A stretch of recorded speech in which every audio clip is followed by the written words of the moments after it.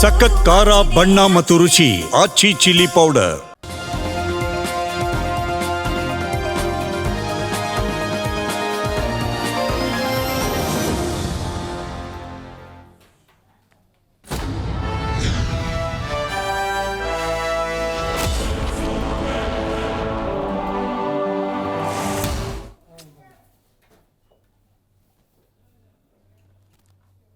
ನಮಸ್ಕಾರ, ಮೆಗಾ ಸುದ್ದಿಗೆ ಸ್ವಾಗತ. ನಾನು ಪ್ರವೀಣ್ ಕುಂಬಾರ್. ಇವತ್ತಿನ ಮೆಗಾ ಸುದ್ದಿಯಲ್ಲಿ IT ಸಿಟಿ, ಸಿಲಿಕಾನ್ ಸಿಟಿ, ಉದ್ಯೋಗಗಳ ನಗರ ಅಂತ ಕರೆಸಿಕೊಳ್ಳುವಂಥ ರಾಜಧಾನಿ ಬೆಂಗಳೂರಿನಲ್ಲಿ ನೂರಾರು ಸಾವಿರಾರು ಸಮಸ್ಯೆಗಳಿವೆ ಅಂತ. ಅನೇಕ ಜನರಿಗೆ ಕೆಲಸಕ್ಕೆ ಉದ್ಯೋಗ ಕೊಡುವ, ಹೊಟ್ಟೆಗೆ ಅನ್ನ ಕೊಡುವಂತಹ ಬೆಂಗಳೂರು ಈ ಹಿಂದಿನಂತೆ ಉಳಿದಿಲ್ಲ. ಇಲ್ಲಿ ಅನೇಕ ಜ್ವಲಂತ ಸಮಸ್ಯೆಗಳು ನಿತ್ಯವೂ ಕೂಡ ಹೊಸ ಹೊಸ ರೂಪದಲ್ಲಿ ಬರ್ತಾನೆ ಇದೆ. ಇದರ ವಿರುದ್ಧ ಜನಸಾಮಾನ್ಯರು ಕಿಡಿಕಾರೋದು, ಸರ್ಕಾರಗಳು ಅದರ ಬಗ್ಗೆ ಸಮರ್ಥನೆ ಮಾಡಿಕೊಳ್ಳೋದು ಕಳೆದ ಕೆಲ ವರ್ಷಗಳಿಂದ ನಡೆದುಕೊಂಡು ಬಂದಿರುವಂಥ ಸಂಪ್ರದಾಯದಂತ ಆಗ್ಬಿಟ್ಟಿದೆ. ಸಮಸ್ಯೆಗಳು ಬಂದಾಗ ಅದನ್ನು ಬಗೆಹರಿಸ್ತೀವಿ ಅಂತ ಸರ್ಕಾರದವರು ಆಶ್ವಾಸನೆ ಕೊಡ್ತಾರೆ. ಸರ್ಕಾರದವರು ಬಗೆಹರಿಸಬಹುದು ಅಂತ ಜನ ನಂಬ್ತಾರೆ.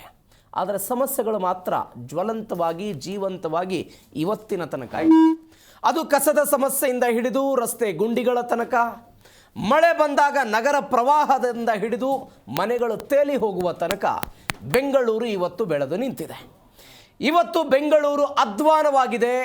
ಇದಕ್ಕಾಗಿ ಸೆಲೆಬ್ರಿಟಿಗಳು ತಮ್ಮ ಆಕ್ರೋಶವನ್ನು ಹೊರಹಾಕ್ತಾ ಇದ್ದಾರೆ. ಇದೇ ಇವತ್ತಿನ ವಿಶೇಷ. ನಗರ ಅಧ್ವಾನ, ಸೆಲೆಬ್ರಿಟಿಗಳ ಸಿಟ್ಟು.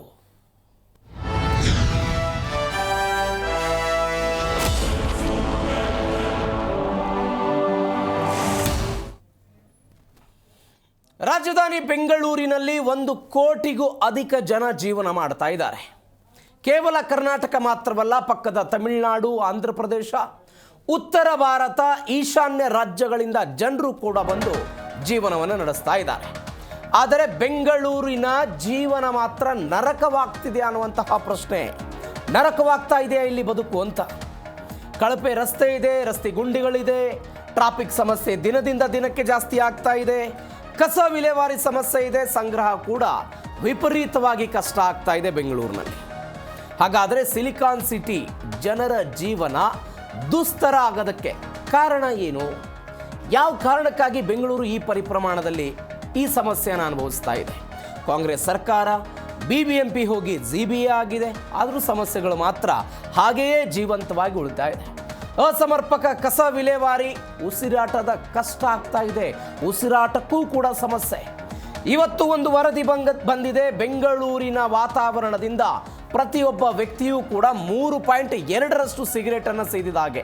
ಅಂದರೆ 3 ಸಿಗರೇಟ್ಗಿಂತ ಅಧಿಕ ಸಿಗರೇಟನ್ನು ಬೆಂಗಳೂರಿನ ವಾತಾವರಣದಿಂದ ಮನುಷ್ಯ ಅನುಭವಿಸ್ತಾ ಇದ್ದಾನೆ. ಇಂತಹ ಪರಿಸ್ಥಿತಿಯಲ್ಲಿ ನಾವು ಬದುಕ್ತಾ ಇದ್ದೀವಿ.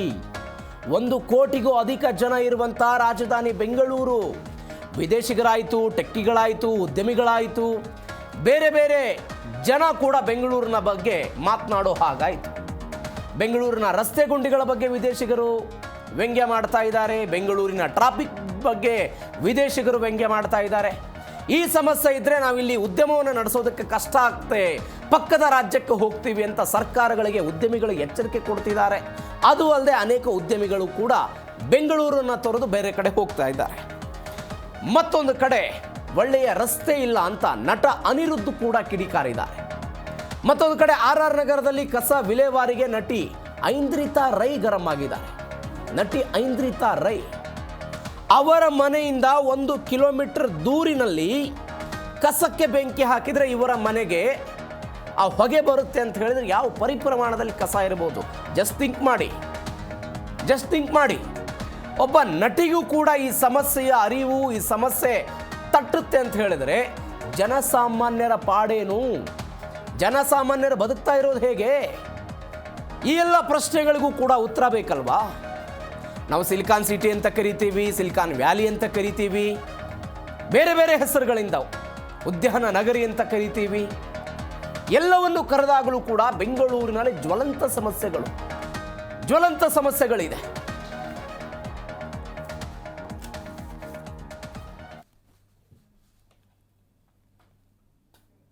ಬೆಂಗಳೂರಿನ ಜ್ವಲಂತ ಸಮಸ್ಯೆಗಳ ಬಗ್ಗೆ ಅನೇಕರು ಕಿಡಿಕಾರಿದ್ದಾರೆ. ಇದೀಗ ರಸ್ತೆಗಳ ಬಗ್ಗೆ ಅನಿರುದ್ಧ ಕಿಡಿಕಾರಿದ್ರೆ ಕಸದ ಸಮಸ್ಯೆ ಬಗ್ಗೆ ಐಂದ್ರಿತಾ ರೈ ಕಿಡಿಕಾರಿದ್ದಾರೆ. ಏನು ಹೇಳಿದ್ರಿ ಇವರಿಬ್ರು ಒಂದ್ಸರಿ ನೋಡಿ. ನಮಸ್ಕಾರ ಎಲ್ರಿಗೂ. ಈಗ ನಾನು ಕನಕಪುರ ರಸ್ತೆಯಲ್ಲಿ ನಿಂತ್ಕೊಂಡಿದ್ದೀನಿ. ಇಲ್ಲಿಂದ ಇದು ಇಂಡಿಯನ್ ಆಯಿಲ್ ಪೆಟ್ರೋಲ್ ಬಂಕ್ ಕಾಣಿಸ್ತಿದೆ ನೋಡಿ. ಸ್ವಲ್ಪ ಮುಂದೆ ಹೋದರೆ ರೈಟ್ ಸೈಡಲ್ಲಿ ನೈಸ್ ರೋಡಿಗೆ ನಾವು ಜಾಯಿನ್ ಆಗಬಹುದು. ಇಲ್ಲಿ ಬನ್ನಿ, ಈ ರಸ್ತೆ ನೋಡಿ, ಇಲ್ಲಿ ನೋಡಿ ತೋರಿಸಿ.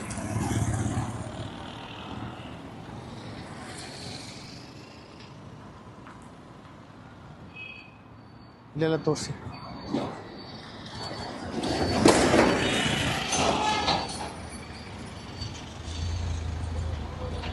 ಇದು ಎರಡೂ ಸೈಡು, ಈ ಸೈಡು ಆ ಸೈಡು ಹೀಗೆ ಇದೆ.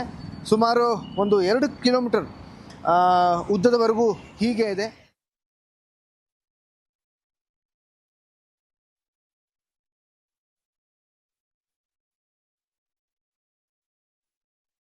ನಾನು ನಮ್ಮ ಅಧಿಕಾರಿಗಳಲ್ಲಿ, ನಮ್ಮ ಪ್ರತಿನಿಧಿಗಳಲ್ಲಿ ಕೈ ಮುಗಿದು ಕಳಕಳಿಯಿಂದ ಕೇಳ್ಕೊತೀನಿ, ದಯವಿಟ್ಟು ಈ ರಸ್ತೆ ಹತ್ತ ಗಮನ ಹರಿಸಿ ಆದಷ್ಟು ಬೇಗ ಡಾಂಬರೀಕರಣ ಮಾಡಿ. ಧನ್ಯವಾದಗಳು. ಎಲ್ರಿಗೂ ನಮಸ್ಕಾರ. ನಾನು 3 ದಿವಸದಿಂದ ಸಫರ್ ಆಗ್ತಾ ಇದೆ ಕಂಜೆಷನ್ ಇಂದ. ನನಗೆ ಬ್ರೀತ್ ಮಾಡಕ್ ಆಗ್ತಿರ್ಲಿಲ್ಲ. 3 ದಿವಸದಿಂದ ಒಂದು ಪ್ಲಾಸ್ಟಿಕ್ ಅಥವಾ ಕಸ ಸುಟ್ಟಿರೋ ವಾಸನೆ ಬರ್ತಿತ್ತು ಮನೆ ಒಳಗೆ. ನಾನಿರೋದು ಐಡಿಯಲ್ ಹೋಮ್ಸ್ ಆರ್ ನಗರಲ್ಲಿ. ಇವತ್ತಂತೂ ನನಗೆ ತಡ್ಕೊಳಕ್ ಆಗ್ಲಿಲ್ಲ. ಹೋಗಿ ನೋಡೋಣ ಎಲ್ಲಿಂದ ಬರ್ತಾ ಇದೆ ಅಂತ ನೋಡಿದ್ರೆ ಈ ವಿಡಿಯೋ ನೋಡಿ. ಐಡಿಯಲ್ ಹೋಮ್ಸ್ ಅಂತ ಹಾಕು. ಇಲ್ಲಿಂದ ಬರ್ತಾ ಇದೆಯಲ್ಲ.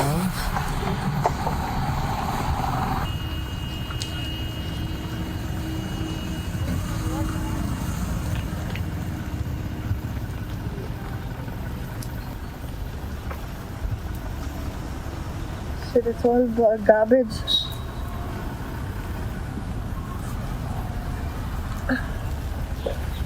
Oh my god, it's all garbage. Look at this. In a residential area.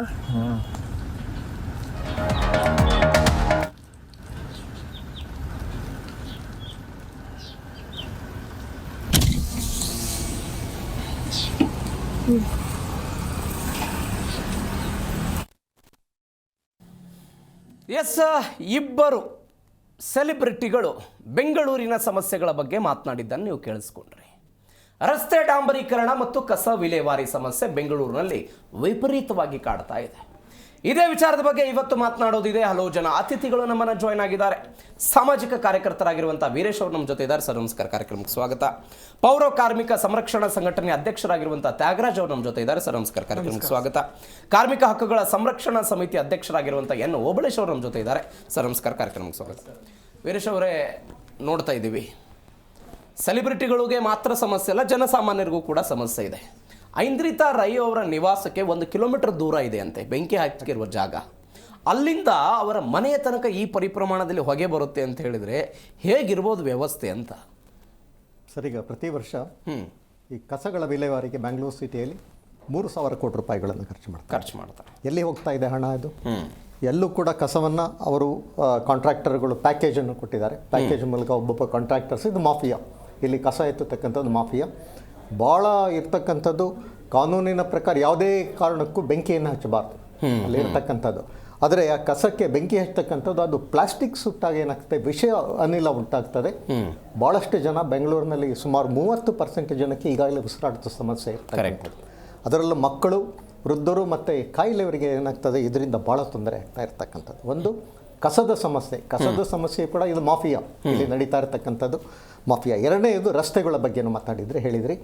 ರಸ್ತೆಗಳು ಇವತ್ತೇನಾಗಿದೆ ಅಂತಂದರೆ ಬ್ಯಾಂಗ್ಳೂರಿನಲ್ಲಿ ಪ್ರತಿ ವರ್ಷ ಆಸ್ಫಾಲ್ಟಿವ್ ಮತ್ತು ಮೇಂಟೆನೆನ್ಸ್ಗೆ 3,000 ಕೋಟಿ ರೂಪಾಯಿಗಳನ್ನು ಖರ್ಚು ಮಾಡ್ತಾ ಇದ್ದಾರೆ. ಈಗ ಹೊಸದಾಗಿ ವೈಟ್ ಟಾಪಿಂಗ್ ಅಂಥೇಳಿ ಸುಮಾರು 4ರಿಂದ 5,000 ಕೋಟಿ, ಅಂದರೆ ಬರೀ ರಸ್ತೆಗಳಿಗೋಸ್ಕರ ಸುಮಾರು 8,000 ಕೋಟಿ ರೂಪಾಯಿಗಳನ್ನು ಪ್ರತಿ ವರ್ಷ ಖರ್ಚು ಮಾಡ್ತಾ ಇದ್ದೀವಿ. ಎಲ್ಲಿ ಹೋಗ್ತಾ ಇದೆ ಹಣ ಇವತ್ತು? ರಸ್ತೆ ಗುಂಡಿಗಳ ಬಗ್ಗೆ ನಾವು ನೋಡಿದ್ದು, ರಸ್ತೆ ಗುಂಡಿಗಳಿಗೆ ಯಾವುದೇ ಒಂದು ರಸ್ತೆಗೆ ಟಾರ್ ಹಾಕಿದರೆ ಒಂದು ಡಿಫೆಕ್ಟ್ ಲಯಬಿಲಿಟಿ ಪೀರಿಯಡ್ ಅಂತ ಇರ್ತದೆ. ಅಂದರೆ 3 ವರ್ಷ ಕಾಂಟ್ರಾಕ್ಟರ್ ರಸ್ತೆಯನ್ನು ಮೇಂಟೈನ್ ಮಾಡಬೇಕು, ಆ ಗುಂಡಿಯನ್ನು ಅವನೇ ಮುಚ್ಚಬೇಕು ಅಂತಕ್ಕಂಥದ್ದು. ಇಲ್ಲಿ ಎಲ್ಲೂ ಆಗ್ತಾ ಇಲ್ಲ. ಇದಕ್ಕೆ ಪ್ರಮುಖ ಕಾರಣ ಭ್ರಷ್ಟಾಚಾರ. ಸರ್, ಇಲ್ಲಿ 30%, 40% ಅಂತಿದ್ರು, ಖಂಡಿತ ಅಲ್ಲ. ಬ್ಯಾಂಗ್ಳೂರಿನಲ್ಲಿ 50%ಗಿಂತ ಜಾಸ್ತಿ ಕಮಿಷನ್ ಇರ್ತಕ್ಕಂಥದ್ದು ನಾವು ನೋಡ್ತಾ ಇದ್ದೀವಿ. ಏನಾಗಿದೆ, ರಸ್ತೆಗಳಲ್ಲಿ 3 ವರ್ಷಗಳ ಅವನು ಕಾಂಟ್ರಾಕ್ಟರೇ ಮುಚ್ಚಬೇಕು. ಆದರೆ ಅವರು ಮುಚ್ಚುತ್ತಾ ಇಲ್ಲ. ಯಾಕೆ ಅಂತಂದರೆ ಇವರು ಬಿಲ್ಗಳನ್ನು ಕೊಡ್ತಾ ಇಲ್ಲ. 3 ವರ್ಷದ ಹಳೆಯ ಬಿಲ್luಗಳು ಕೂಡ ಈಗ ಆಗ್ತಾ ಇಲ್ಲ. ಅವನು ಕಾಂಟ್ರಾಕ್ಟರು ಸುಮಾರು 40-50% ಕಮಿಷನ್ ಕೊಡಬೇಕು. 3 ವರ್ಷ ಡಿಲೇ ಆದರೆ ಇಂಟ್ರೆಸ್ಟು. ಹೀಗಾಗಿ ಏನಾಗ್ತದೆ, ಇಲ್ಲಿ ಭ್ರಷ್ಟಾಚಾರ ತುಂಬಿ ತುಳುಕಿ ಏನಾಗ್ತಾ ಇದೆ. ಬೆಂಗಳೂರು ನಗರದಲ್ಲಿ ಇವತ್ತು ಜನ ವಾಸ ಮಾಡದಂಥ ಸ್ಥಿತಿಗೆ ನಾವು ಇವತ್ತು ಬಂದಿರತಕ್ಕಂಥದ್ದು ನೋಡ್ತಾ ಇದ್ದೀವಿ. ಅದು ಕಸದ ಸಮಸ್ಯೆ ಇರಬಹುದು, ಅಥವಾ ರಸ್ತೆ ಗುಂಡಿಗಳ ಸಮಸ್ಯೆ ಇರಬಹುದು, ಇನ್ನು ಅನೇಕ ಸಮಸ್ಯೆಗಳು ಇಲ್ಲಿ ಬ್ಯಾಂಗ್ಳೂರಿನಲ್ಲಿ ಇರ್ತಕ್ಕಂಥ ಪರಿಸರದ ಈಗ ಹೇಳಿದ್ರೆ ಬೆಂಕಿ ಹಾಕೋದ್ರಿಂದ ಪರಿಸರದ ಮೇಲೆ ಬಹಳಷ್ಟು ದುಷ್ಪರಿಣಾಮ. ಅಲ್ಲ, ಬೆಂಕಿ ಹಾಕಿದವರು ಜನಸಾಮಾನ್ಯರಲ್ಲ ಅಂತೆ ಸರ್ ಈ ಪ್ರಕರಣದಲ್ಲಿ. ಇವರೇ ಅಧಿಕಾರಿಗಳೇ, ZB ಅಧಿಕಾರಿಗಳೇ ಬೆಂಕಿ ಹಾಕಿದ್ದಾರೆ ಅಂತ. ಈಗ ಇವರು ಕರಿಗೌಡರು ಅವರು ಇವಾಗ solid waste management corporation managing director ಆಗಿದ್ದಾರೆ. ಈ ಜನ ಕಸ ಎಸೆದ್ರೆ ಮನೆ ಮುಂದೆ ಕಸ ಎಸೆತೀವಿ ಅಂತ ಹೇಳಿ ಮಾಡಿದ್ರು. ಅವರೇ ಭಾಳ ಸ್ಪಷ್ಟವಾದ ನಿರ್ದೇಶನ ಕೊಟ್ಟರು, ಯಾರೂ ಬೆಂಕಿ ಹಾಕಬಾರ್ದು ಅಂತೇಳಿ. ಅಧಿಕಾರಿಗಳೇ ಹಾಕಿದರೆ ಎಲ್ಲಿಗೆ ಹೋಗೋಣ? ಇದೇನಾಗಿದೆ, ಬೇಲಿನೇ ಎದ್ದು ಹೊಲ ಮೇಯ್ತಾ ಇರ್ತಕ್ಕಂಥ ಪರಿಸ್ಥಿತಿಗೆ ನಾವು ಬಂದಿರತಕ್ಕಂಥದ್ದು. ಇದು ಭ್ರಷ್ಟಾಚಾರ ಮೂಲ ಕಾರಣ. ಸರ್, ಇಲ್ಲಿ ಕಸ ಇರ್ಬೋದು, ರಸ್ತೆಗಳಿರ್ಬೋದು. ರಸ್ತೆಗಳಲ್ಲಿ ನಾವು ಇವತ್ತು ನೋಡ್ತಾ ಹೇಳಿದೆ ಡಿಫೆಕ್ಟ್ ಲೈಬಿಲಿಟಿ ಪೀರಿಯಡ್ ಅಂತ ಹೇಳಿದ್ದು. ಆಮೇಲೆ ಗುಣಮಟ್ಟದ ರಸ್ತೆಗಳನ್ನು ನಿರ್ಮಾಣ ಮಾಡ್ತಾ ಇಲ್ಲ.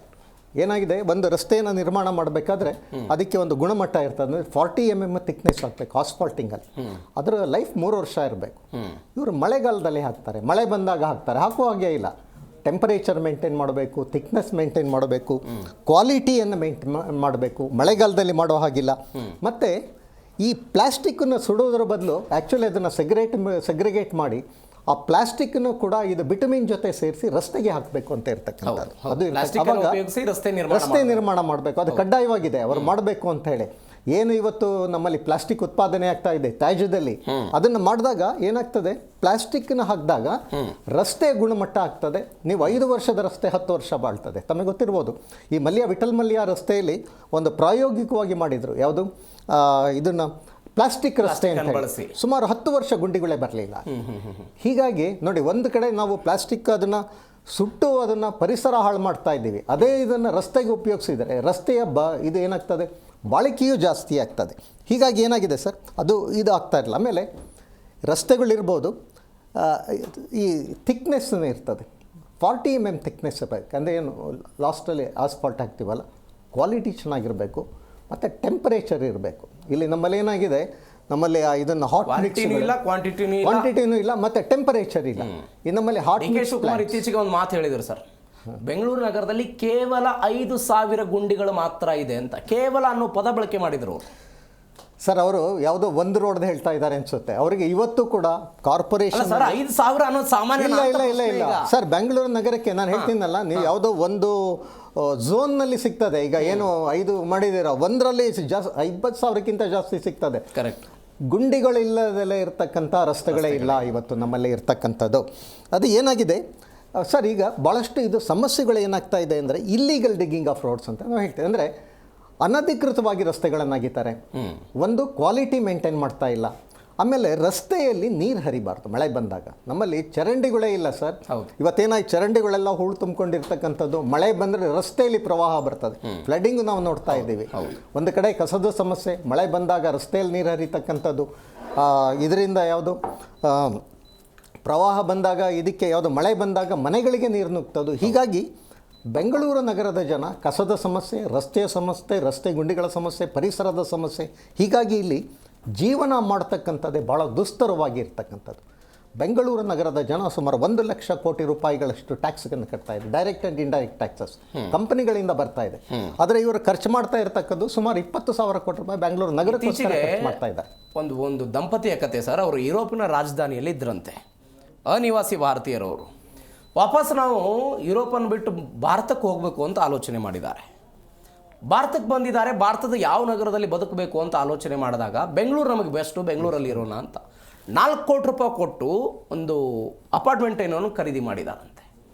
4 ದಿನಕ್ಕೆ ಬೆಂಗಳೂರು ಸಾಕಾಗಿದೆ. ವಾಪಸ್ ಹೇಳಿದ್ದಾರೆ ಅವರು, ನಾವು 4 ಕೋಟಿ ರೂಪಾಯಿ ಕಟ್ಟು ಇಲ್ಲಿ ಅಪಾರ್ಟ್ಮೆಂಟ್ ಖರೀದಿ ಮಾಡಿ ಸ್ಲಮ್ ಏರಿಯಾದಲ್ಲಿ ಬದುಕಬೇಕಾ? ಎಷ್ಟೋ ಬಾರಿ ಎಡು ಬಿದ್ದಿದ್ದೀವಿ ನಾವು ರಸ್ತೆಯಲ್ಲಿ ಅಂತ. ಸರಿ, ಇದೆಲ್ಲದರ ಜೊತೆಗೆ ಸಂಚಾರ ಸಮಸ್ಯೆ ಭಾಳ ನಾವು ನೋಡ್ತಾ ಇದ್ದೀವಿ. ಆಮೇಲೆ ಕುಡಿಯೋ ನೀರಿನ ಸಮಸ್ಯೆ ಇದೆ, ಸಂಚಾರ ಸಮಸ್ಯೆ ಇರತಕ್ಕಂಥದ್ದು. ಮರಗಳನ್ನು ಕಡಿತಾ ಇದ್ದೀವಿ, ಪರಿಸರದ ಮೇಲೆ ಇವತ್ತು ಅತ್ಯಾಚಾರ ಆಗ್ತಾ ಇರ್ತಕ್ಕಂಥದ್ದು. ಹೀಗಾಗಿ ಬೆಂಗಳೂರಿನಲ್ಲಿ ಇವತ್ತು ಬದುಕಲಿಕ್ಕೆ ಸಾಧ್ಯವಾದಂಥ ಪರಿಸ್ಥಿತಿ ಬಂದಿರತಕ್ಕಂಥದ್ದು. ಎಸ್, ತ್ಯಾಗರಾಜ್ ಅವರೇ, ಬೆಂಗಳೂರಿನ ಬದುಕು ಕಠಿಣ ಆಗ್ತಾ ಇದೆ, ಬೇರೆ ಆಲ್ಟರ್ನೇಟ್ ನೋಡ್ಕೊಳ್ಳೋದು ಚಲೋ ಅಂತ. ನಿಜ ಸರ್, ಯಾಕಂದರೆ ನಮಗೂ ಅದೇ ರೀತಿಯೇ ಅನಿಸ್ತಾ ಇದೆ. ಎಲ್ಲರೂ ಹಳ್ಳಿಗಳ ಕಡೆ ಹೋಗಿ ವಾಸ ಮಾಡೋಣ ಅಂತೇಳಿ ನಮಗೂ ಕೂಡ ಅನಿಸಿದೆ ಈ ನಡುವೆ. ಯಾಕಂತ ಹೇಳಿದ್ರೆ ಪ್ರತಿದಿನವೂ ನಾವು ರಸ್ತೆಗಳಲ್ಲಿ ಓಡಾಡಬೇಕಾದ್ರೆ ನಮ್ಮದೆಲ್ಲ ಟೂ ವೀಲರ್ಸು, ನಾವೇನು ಕಾರ್ಗಳಿಟ್ಟಿಲ್ಲ. ಸಾಮಾನ್ಯ ಮನುಷ್ಯರು ನಾವೆಲ್ಲ ಟೂ ವೀಲರ್ಗಳಲ್ಲಿ ಸಿಟಿಯಲ್ಲಿ ಓಡಾಡ್ಬೇಕಾದ್ರೆ ಟೂ ವೀಲರ್ಸೇ ಯೂಸ್ ಮಾಡೋದು ಕೂಡ. ಓಡಾಡ್ಬೇಕಾದ್ರೆ ಕತ್ತು ನೋವು, ಬೆನ್ನು ನೋವು, ಸೊಂಟ ನೋವೆಲ್ಲ ಜಾಸ್ತಿ ಆಗ್ತಾಯಿದೆ.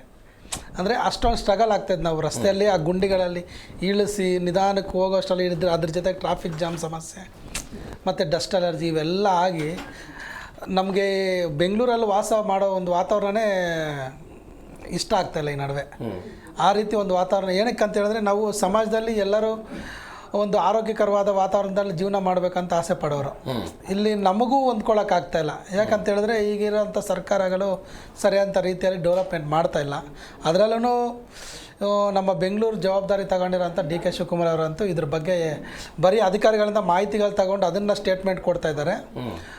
ಡೈರೆಕ್ಟಾಗಿ ಫೀಲ್ಡ್ಗೆ ಇಳಿದು ನಿಜವಾಗ್ಲೂ ಎಲ್ಲಿ ಸಮಸ್ಯೆ ಇದೆ, ಎಲ್ಲಿ ಗುಂಡಿಗಳು ಮುಚ್ಚಿಲ್ಲ ಅನ್ನೋದ್ರ ಬಗ್ಗೆ ತಿಳ್ಕೊಂತಾರೆ.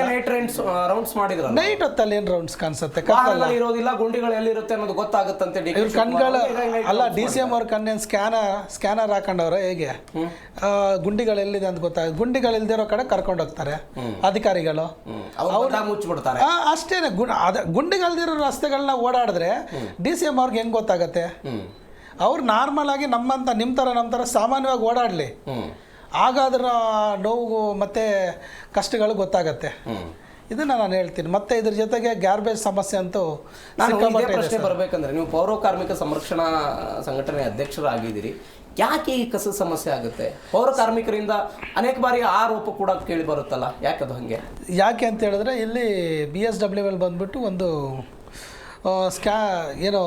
ಸ್ಕ್ಯಾಮ್ಗಳು ಮಾಡ್ಕೊಂಡು ಓಡಾಡ್ತಾ ಇದೆ ಇವತ್ತು ಜೀವನ. ಅಲ್ಲಿ ಎಲ್ಲ ಅಧಿಕಾರಿಗಳೆಲ್ಲ ಬಂದು ಡೆಪ್ಯುಟೇಷನ್ ಮೇಲೆ ಬಂದಿರೋದ್ರಿಂದ ಅಲ್ಲಿ ಬಂದಿರೋರೆಲ್ಲ ಬರೀ ಗುತ್ತಿಗೆದಾರರು ಕೊಡೋಂಥ ಪರ್ಸೆಂಟೇಜ್ಗೆ ಆಗಿ ಕೆಲಸ ಮಾಡ್ತಾ ಇದ್ದಾರೆ. ಹಾಗಾಗಿ ಸರಿಯಾಗಿ ಕೆಲಸ ಮಾಡ್ಸೋಕ್ಕಾಗ್ತಾ ಇಲ್ಲ. ಯಾಕಂದರೆ ಈಗ ಡೆಪ್ಯುಟೇಷನ್ ಬಂದಿರೋ ಎಷ್ಟು ದಿನ ಇರ್ತಿರೋ ಗೊತ್ತಿಲ್ಲ, ದುಡ್ಡು ಮಾಡ್ಕೋಬೇಕು, ಒಟ್ಟೋಗ್ಬಿಡ್ಬೇಕು, ಅಷ್ಟೇ. ಎಲ್ಲ ರೂರಲ್ ಸೈಡಿಂದ ಬಂದಿರೋಂಥ ಅಧಿಕಾರಿಗಳೇ, ಅವ್ರಿಗೆ ಇಲ್ಲಿ ದುಡ್ಡಿನ ಮೇಲೆ ವ್ಯಾಮೋಹ ಜಾಸ್ತಿ ಆಗಿದೆ. ಭ್ರಷ್ಟಾಚಾರ ಸಿಕ್ಕಾಪಟ್ಟೆ ಆಗಿರೋದ್ರಿಂದ ಸರಿಯಾದ ರೀತಿಯಲ್ಲಿ ಗುತ್ತಿಗೆದಾರ ಹತ್ರ ಕೆಲಸ ಮಾಡಿಸೋದ್ರಲ್ಲಿ ವಿಫಲರಾಗಿದ್ದಾರೆ. ಮತ್ತು ಗುತ್ತಿಗೆದಾರರು ಬಂದ್ಬಿಟ್ಟು ಕಾರ್ಮಿಕರ ಹತ್ರ ಕೆಲಸ ಮಾಡಿಸ್ತಾರಲ್ಲ, ಆ ಕೆಲಸ ಮಾಡಿಸೋದಕ್ಕೆ ಮಾರ್ಷಲ್ಸನ್ನು ಕೂಡ ಗುತ್ತಿಗೆ ಕೊಟ್ಟಿದ್ದಾರೆ. ಆ ಮಾರ್ಷಲ್ಸ್ ಅವರು ಎಲ್ಲೂ ಬ್ಲ್ಯಾಕ್ ಸ್ಪಾಟ್ಗಳು ಈ ಬೀಳದ ರೀತಿಯಲ್ಲಿ ಅವರು ನಿರ್ಮೂಲನೆ ಮಾಡೋ ನಿಟ್ಟಿನಲ್ಲಿ ಕೆಲಸ ಮಾಡಬೇಕು. ಆದರೆ ನೈಟ್ ರೌಂಡು ಪೆಟ್ರೋಲಿಂಗ್ ಮಾಡಬೇಕು ಅವರು, ಅದೆಲ್ಲ ಎಂಥದ್ದು ಇಲ್ಲ. ಸುಮ್ಮನೆ 25,000 28,000 ಸಂಬಳ ತಗೊತವ್ರೆ, ಎಲ್ಲೂ ಡೆವಲಪ್ಮೆಂಟ್ ಇಲ್ಲ.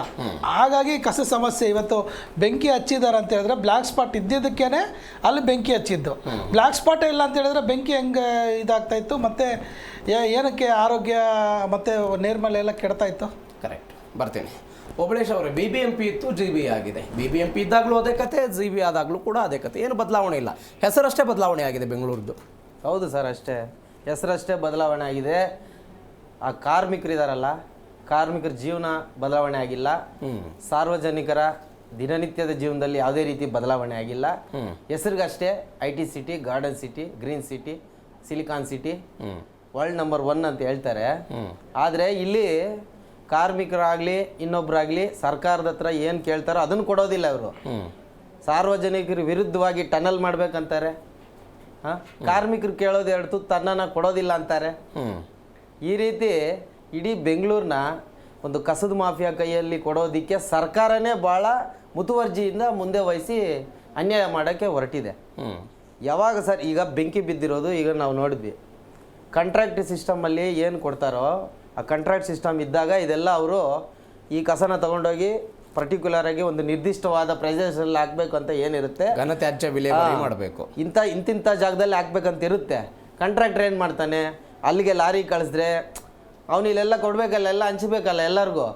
ಸರಿ, ಒಂದಿನ ಎರಡು ಡೈಲಿ ಹೋಗೋದನ್ನು ದಿನ ಬಿಟ್ಟು ದಿನ ಕಳಿಸೋದು, 2 ದಿನಕ್ಕೆ ಒಂದು ಸಲ ಅನ್ಲೋಡ್ ಕಳಿಸೋದು, ಈ ಥರ ಆದಾಗ ಗೊತ್ತಿದ್ದೇನೆ ಒಂದು ಮೂಲೆಯಲ್ಲಿ ಸುರಿಸೋದು, ಅದ್ರ ಮೇಲೆ ಏನಾದರೂ ಒಂದು ಪ್ಲಾಸ್ಟಿಕ್ ಹೊದಿಕೆ ಹಚ್ಚೋದು, ರಾತ್ರಿ ಹೊತ್ತು ಮಾಸ್ಕು ಅದು ಇದು ಹಾಕ್ಕೊಂಡು ಬೇರೆಯವ್ರ ಕೈಯಲ್ಲಿ 100 ರೂಪಾಯಿ 200 ರೂಪಾಯಿ ಕುಡಿಯೋರು ಇರ್ತಾರೆ ಪಾಪ, ಅಂಥವ್ರ ಕೈಗೆ ಅಲ್ಲಿ ಬೆಂಕಿ ಇಟ್ಬಿಡ್ರಿ ಅಂತ ಇಟ್ಬಿಡೋದು.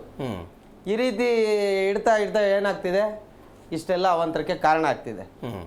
ಇದಕ್ಕೆಲ್ಲ ಏನಪ್ಪ ಅಂದರೆ ಒಂದು ಸರ್ಕಾರನೇ ಡೈರೆಕ್ಟಾಗಿ ಈ ಕಸದ ಕೆಲಸ ಮಾಡ್ತಾರಲ್ಲ, ಡ್ರೈವರ್ಸು, ಕ್ಲೀನರ್ಸು, ಲೋಡರ್ಸು, ಇವರು ಹಲವಾರು 8 ವರ್ಷದಿಂದ ಅನ್ಯಾಯ ಆಗಿದೆ. 8 ವರ್ಷದಿಂದ ಸಂಘಟನೆಗಳು ನಾವು ಎಲ್ಲ ಧರಣಿಗಳು ಮಾಡ್ತಾಯಿದ್ದೀವಿ. ಆ ಕಾರ್ಮಿಕರಿಗೆ ಏನು ಕೊಟ್ಟರೆ ಅವರ ಉದ್ಯೋಗ ಭದ್ರತೆ, ಜೀವನ ಭದ್ರತೆ, ಅವರ ಕುಟುಂಬ ಭದ್ರತೆ ಸಿಗುತ್ತೆ ಅಂತೇಳಿ ನಾವು ಏನು ಕೇಳ್ತಾ ಇದ್ದೀವೋ ಅದನ್ನು ಕ್ಯಾರೇ ಮಾಡ್ತಾ ಇಲ್ಲ. ಹಿಂದಿನ ಸರ್ಕಾರಗಳಾಗಿರ್ಬೋದು, ಈಗ ಬಂದಿರತಕ್ಕಂಥ ಸರ್ಕಾರ ಆಗಿರ್ಬೋದು, ನಾವು ಕೇಳೋದನ್ನು ಅವ್ರು ಒಪ್ಪೋದಿಲ್ಲ. ನಾವು ಕೇಳದೇ ಇರೋದನ್ನು, ಸಾರ್ವಜನಿಕರು ಒಪ್ಪದೇ ಇರೋದನ್ನು ಕೆಲಸಗಳು ಮಾಡಿಕೊಂಡು ಕಾಲಹರಣ ಮಾಡಿಕೊಂಡು ಅವರು ಏನು ಬೇಕೋ ಅವರು ಐಷಾರಾಮಿ ಜೀವನ ನಡೆಸ್ತಾ ಇದ್ದಾರೆ ಬೆಂಗಳೂರು ಸಿಟಿಯಲ್ಲಿ. ಮತ್ತೊಂದು ಸರ್, ಅವ್ರಿಗೇನಕ್ಕೆ ಹಳ್ಳಗಳು ಕಾಣಿಸಲ್ಲ ಅಂತ ಹೇಳಿದ್ರೆ, ಮೊದಲೇ ಅಧಿಕಾರಿಗಳಿಗೆ ಗೊತ್ತಿರುತ್ತೆ, CM ಅಥವಾ DCM 0 ಟ್ರಾಫಿಕಲ್ಲಿ ಹೋಗ್ತಾರೆ, ಇಂತಿಂಥ ಪ್ರದೇಶದಲ್ಲೇ ಹೋಗ್ತಾರೆ, ಓಡಾಟ ಮಾಡ್ತಾರೆ ಅಂತ. ಅವರು ಜನಸಾಮಾನ್ಯರಂತೆ ಎಲ್ಲ ವೆಹಿಕಲ್ ಜೊತೆಗೆ ಅವರು ಓಡಾಟ ಮಾಡಿದ್ರೆ ಟ್ರಾಫಿಕ್ ಎಷ್ಟೊತ್ತಾಗುತ್ತೆ, ಏನಾಗುತ್ತೆ, ಎಲ್ಲಿ ಹಳ್ಳ ಇದೆ, ಎಲ್ಲಿ ದಿಣ್ಣೆ ಇದೆ, ಎಲ್ಲಿ ಸಮಸ್ಯೆ ಇದೆ ಅಂತ. ಅಲ್ಲ, DK ಶಿವಕುಮಾರ್ ಸ್ವತಃ ಹೇಳಿದ್ದಾರೆ. ನನ್ನ ಹೆಂಡತಿ, ನನ್ನ ಮಗಳು ಕೂಡ ಹೇಳ್ತಾರೆ, ಬೆಂಗಳೂರಲ್ಲಿ ವಿಪರೀತ ಗುಂಡು ಬಿದ್ದುಬಿಟ್ಟಿದೆ ಅಪ್ಪಾಜಿ, ಏನು ಮಾಡಬೇಕು ಅಂತ ಸ್ವತಃ ನಮ್ಮ ಮನೆಯವರೇ ಕೇಳ್ತಾರೆ ಅಂತ DK ಶಿವಕುಮಾರ್ ಅವರೇ ಅನೇಕ ಬಾರಿ ಹೇಳಿದ್ದಾರೆ. ಬೆಂಗಳೂರಿನ ಅಧ್ವಾನದ ಬಗ್ಗೆ ಮಾತನಾಡ್ತಾ ಇದ್ದೀವಿ, ಜ್ವಲಂತ ಸಮಸ್ಯೆಗಳ ಬಗ್ಗೆ ಚರ್ಚೆ ಮಾಡ್ತಾ ಇದ್ದೀವಿ. ಸರ್ಕಾರದ ಪಾತ್ರ ಏನಿದೆಯೋ ಜನರೂ ಕೂಡ ಅಷ್ಟೇ ಪಾತ್ರವನ್ನು ಇದರಲ್ಲಿ ವಹಿಸ್ತಾ ಇದ್ದಾರೆ ಅನ್ನೋದು ಕೂಡ ಅಕ್ಷರಶಃ ಸತ್ಯ. ಹಾಗಾದರೆ ನಿಮಗೇನಾದರೂ ಬೆಂಗಳೂರಿನ ಸಮಸ್ಯೆಗಳ ಬಗ್ಗೆ ಮಾತನಾಡೋದಿದ್ರೆ, ಬೆಂಗಳೂರಿನಲ್ಲಿ ನೀವೇನಾದರೂ ಸಮಸ್ಯೆಗಳನ್ನು ಅನುಭವಿಸ್ತಾ ಇದ್ದರೆ ನೀವು ಕೂಡ ಪರದೆ ಮೇಲೆ ಬರ್ತಾ ಇರುವಂಥ ನಂಬರ್ಗೆ ಕಾಲ್ ಮಾಡ್ಬೋದು, ಸಮಸ್ಯೆಗಳ ಬಗ್ಗೆ ಮಾತನಾಡ್ಬೋದು. ವೀರೇಶ್ ಸರ್, ನಾವು ಆವಾಗಲೇ ಹೇಳ್ತಾ ಇದ್ದೆ, ಮಾವಳಿಪುರ ಕಸಹ ಸಂಗ್ರಹ ಘಟಕ ಬಂದಾಗಿದ್ದು ನಮಗೆಲ್ಲ ಗೊತ್ತಿದೆ. ಒಂದು ದೊಡ್ಡ ಮಟ್ಟದ ಹೋರಾಟ ಆಯಿತು, ಬಂದಾಯಿತು. ಅವತ್ತು BBMP ಇದ್ದಾಗ ಅನೇಕ ರೂಲ್ಸ್ ಆ್ಯಂಡ್ ರೆಗ್ಯುಲೇಷನ್ಗಳನ್ನು ಮಾಡಿತು.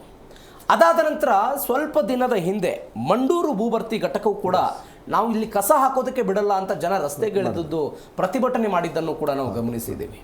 13 ವರ್ಷಗಳ ಹಿಂದೆ BBMP ಕೆಲವೊಂದಿಷ್ಟು ರೂಲ್ಸ್ ಆ್ಯಂಡ್ ರೆಗ್ಯುಲೇಷನ್ಸನ್ನು ಮಾಡಿಕೊಂಡಿತ್ತು. ಮೂಲದಲ್ಲೇ ಕಸವನ್ನು ಬೇರ್ಪಡಿಸಬೇಕು, ವಿಕೇಂದ್ರೀಕೃತ ತ್ಯಾಜ್ಯ ನಿರ್ವಹಣೆ ಆಗಬೇಕು ಮತ್ತು ವಿಲೇವಾರಿ ಆಗಬೇಕು, ಪ್ರತಿ ವಾರ್ಡಿನಲ್ಲೂ ಒಣ ಕಸದ ಕೇಂದ್ರಗಳನ್ನು ತೆರೀಬೇಕು ಮತ್ತು ಭೂಭರ್ತಿ ಮಾಡುವ ಕಸದ ಪ್ರಮಾಣ ಒಟ್ಟು ನಗರ ಕಸದ ಉತ್ಪಾದನೆಯಲ್ಲಿ 20% ಸೀಮಿತ ಆಗಬೇಕು ಅಂತ. ಇವೆಲ್ಲವೂ ಕೂಡ ಕೇವಲ ಕಾಯ್ದೆಯಲ್ಲಿ, ಬುಕ್ನಲ್ಲಿ ಸೀಮಿತ ಆಯಿತು ಹೊರತು 13 ವರ್ಷಗಳಿಂದ ಇಲ್ಲಿಯ ತನಕ ಜಾರಿಗೆ ಬರಲಿಲ್ಲ. ಪರಿಣಾಮ ಇವತ್ತಿನ ಸಮಸ್ಯೆ. ಸರಿ, ಇವಾಗ ಈ ಕಸವನ್ನು ಸುರಿತಕ್ಕಂಥದ್ದು ಸಮಸ್ಯೆ. ಮಂಡೂರಿನಲ್ಲಿ ಸಮಸ್ಯೆ ಆಯಿತು, ಮಾವಳ್ಳಿಪುರದಲ್ಲಿ ಸಮಸ್ಯೆ ಆಯಿತು. ಇವತ್ತು ಕೂಡ ಸೈಂಟಿಫಿಕ್ ಆಗಿ, ವೈಜ್ಞಾನಿಕವಾಗಿ ನಾವು ಇವತ್ತು ಕಸವನ್ನು ಸೆಗ್ರಿಗೇಷನ್ ಮಾಡ್ತಕ್ಕಂಥದ್ದು ಯೂಸ್ ಮಾಡ್ತಾ ಇಲ್ಲ. ಕಸದಿಂದ ರಸ ಅಂತ ಬಾಂಬೆಯಲ್ಲಿ ಇವತ್ತು ಕಸದಿಂದ ಇವತ್ತೇನಾಗ್ತಾ ಇದೆ, ವಿದ್ಯುತ್ ಉತ್ಪಾದನೆ ಆಗ್ತಾ ಇದೆ, ಪ್ಲಾಸ್ಟಿಕ್ನ ರಸ್ತೆಗಳಿಗೆ ಯೂಸ್ ಮಾಡ್ತಾ ಇದ್ದೀವಿ. ಹೀಗಾಗಿ ಅಲ್ಲಿ ಅದು ಇಟ್ಸ್ ಎ ಪ್ರಾಫಿಟಬಲ್ ಬಿಸ್ನೆಸ್. ಆದರೆ ನಾವು ಪ್ರತಿ ವರ್ಷ ಸುಮಾರು 3,000 ಕೋಟಿ ರೂಪಾಯಿ ಬ್ಯಾಂಗ್ಳೂರಿನಲ್ಲಿ ಇವತ್ತು ಬಜೆಟ್ ಇರತಕ್ಕಂಥದ್ದು ಬರೀ ಕಸ ವಿಲೇವಾರಿಗೋಸ್ಕರ, ಅಂದರೆ ಸಂಗ್ರಹ ಮತ್ತು ವಿಲೇವಾರಿಗೆ 3,000 ಕೋಟಿ ರೂಪಾಯಿಗಳನ್ನು ನಾವು ಇವತ್ತು ಖರ್ಚು ಮಾಡ್ತಾ ಇದ್ದೀವಿ.